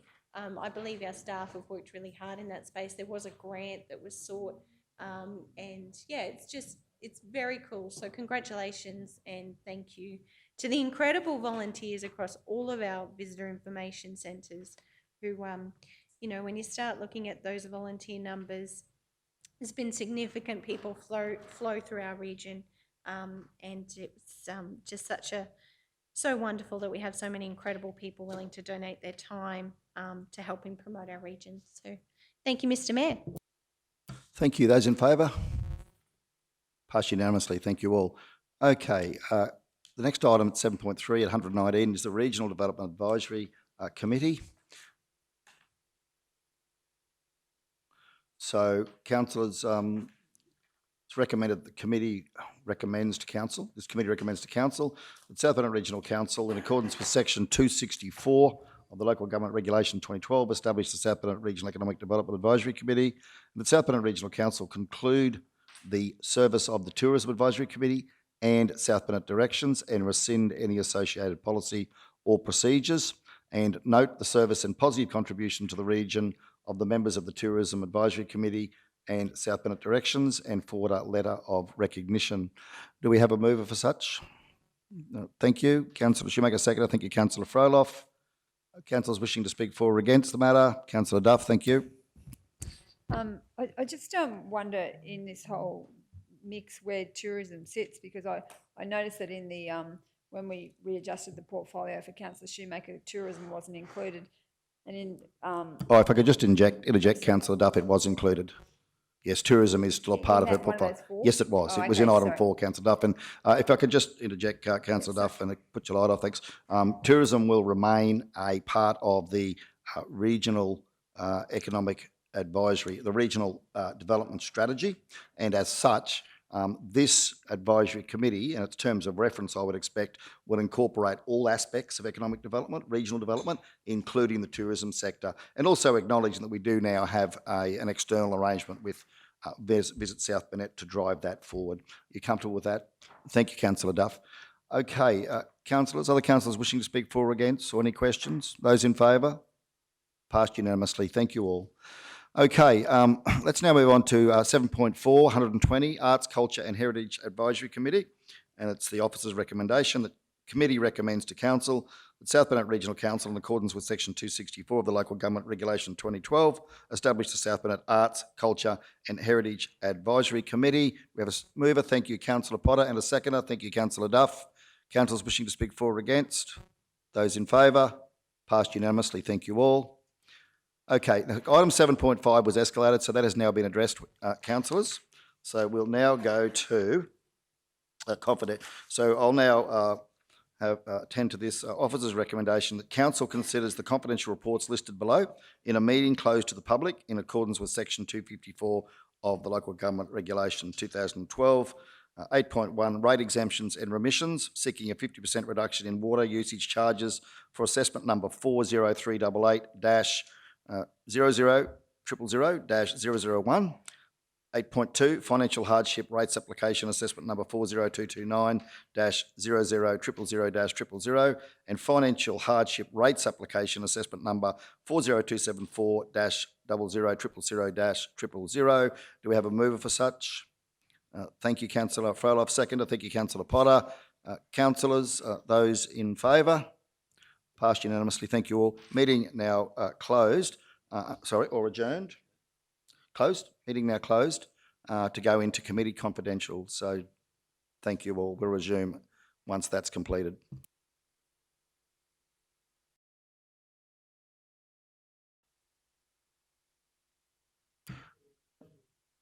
Okay. Now move that we reopen the meeting, the public meeting at 3:06 p.m. Do you have a seconder? Thank you, Councillor. No? I've done that. Okay, well, we're now back in our meeting, 3:06 p.m. And first item, confidential session was 8.1, which has been discussed in confidential by council. And the motion is that the committee recommends to council that council approve the request for a 50% rate reduction on the condition that they enter into a revised payment plan in accordance with council's hardship policy and maintain compliance with this payment plan for the term of the payment plan and establish a water management plan with council. Do we have a mover? Councillor Duff, seconder. Councillor Jones. Thank you. Anyone wishing to speak for or against? Those in favour? Passed unanimously. Thank you all. Next item, 8.2.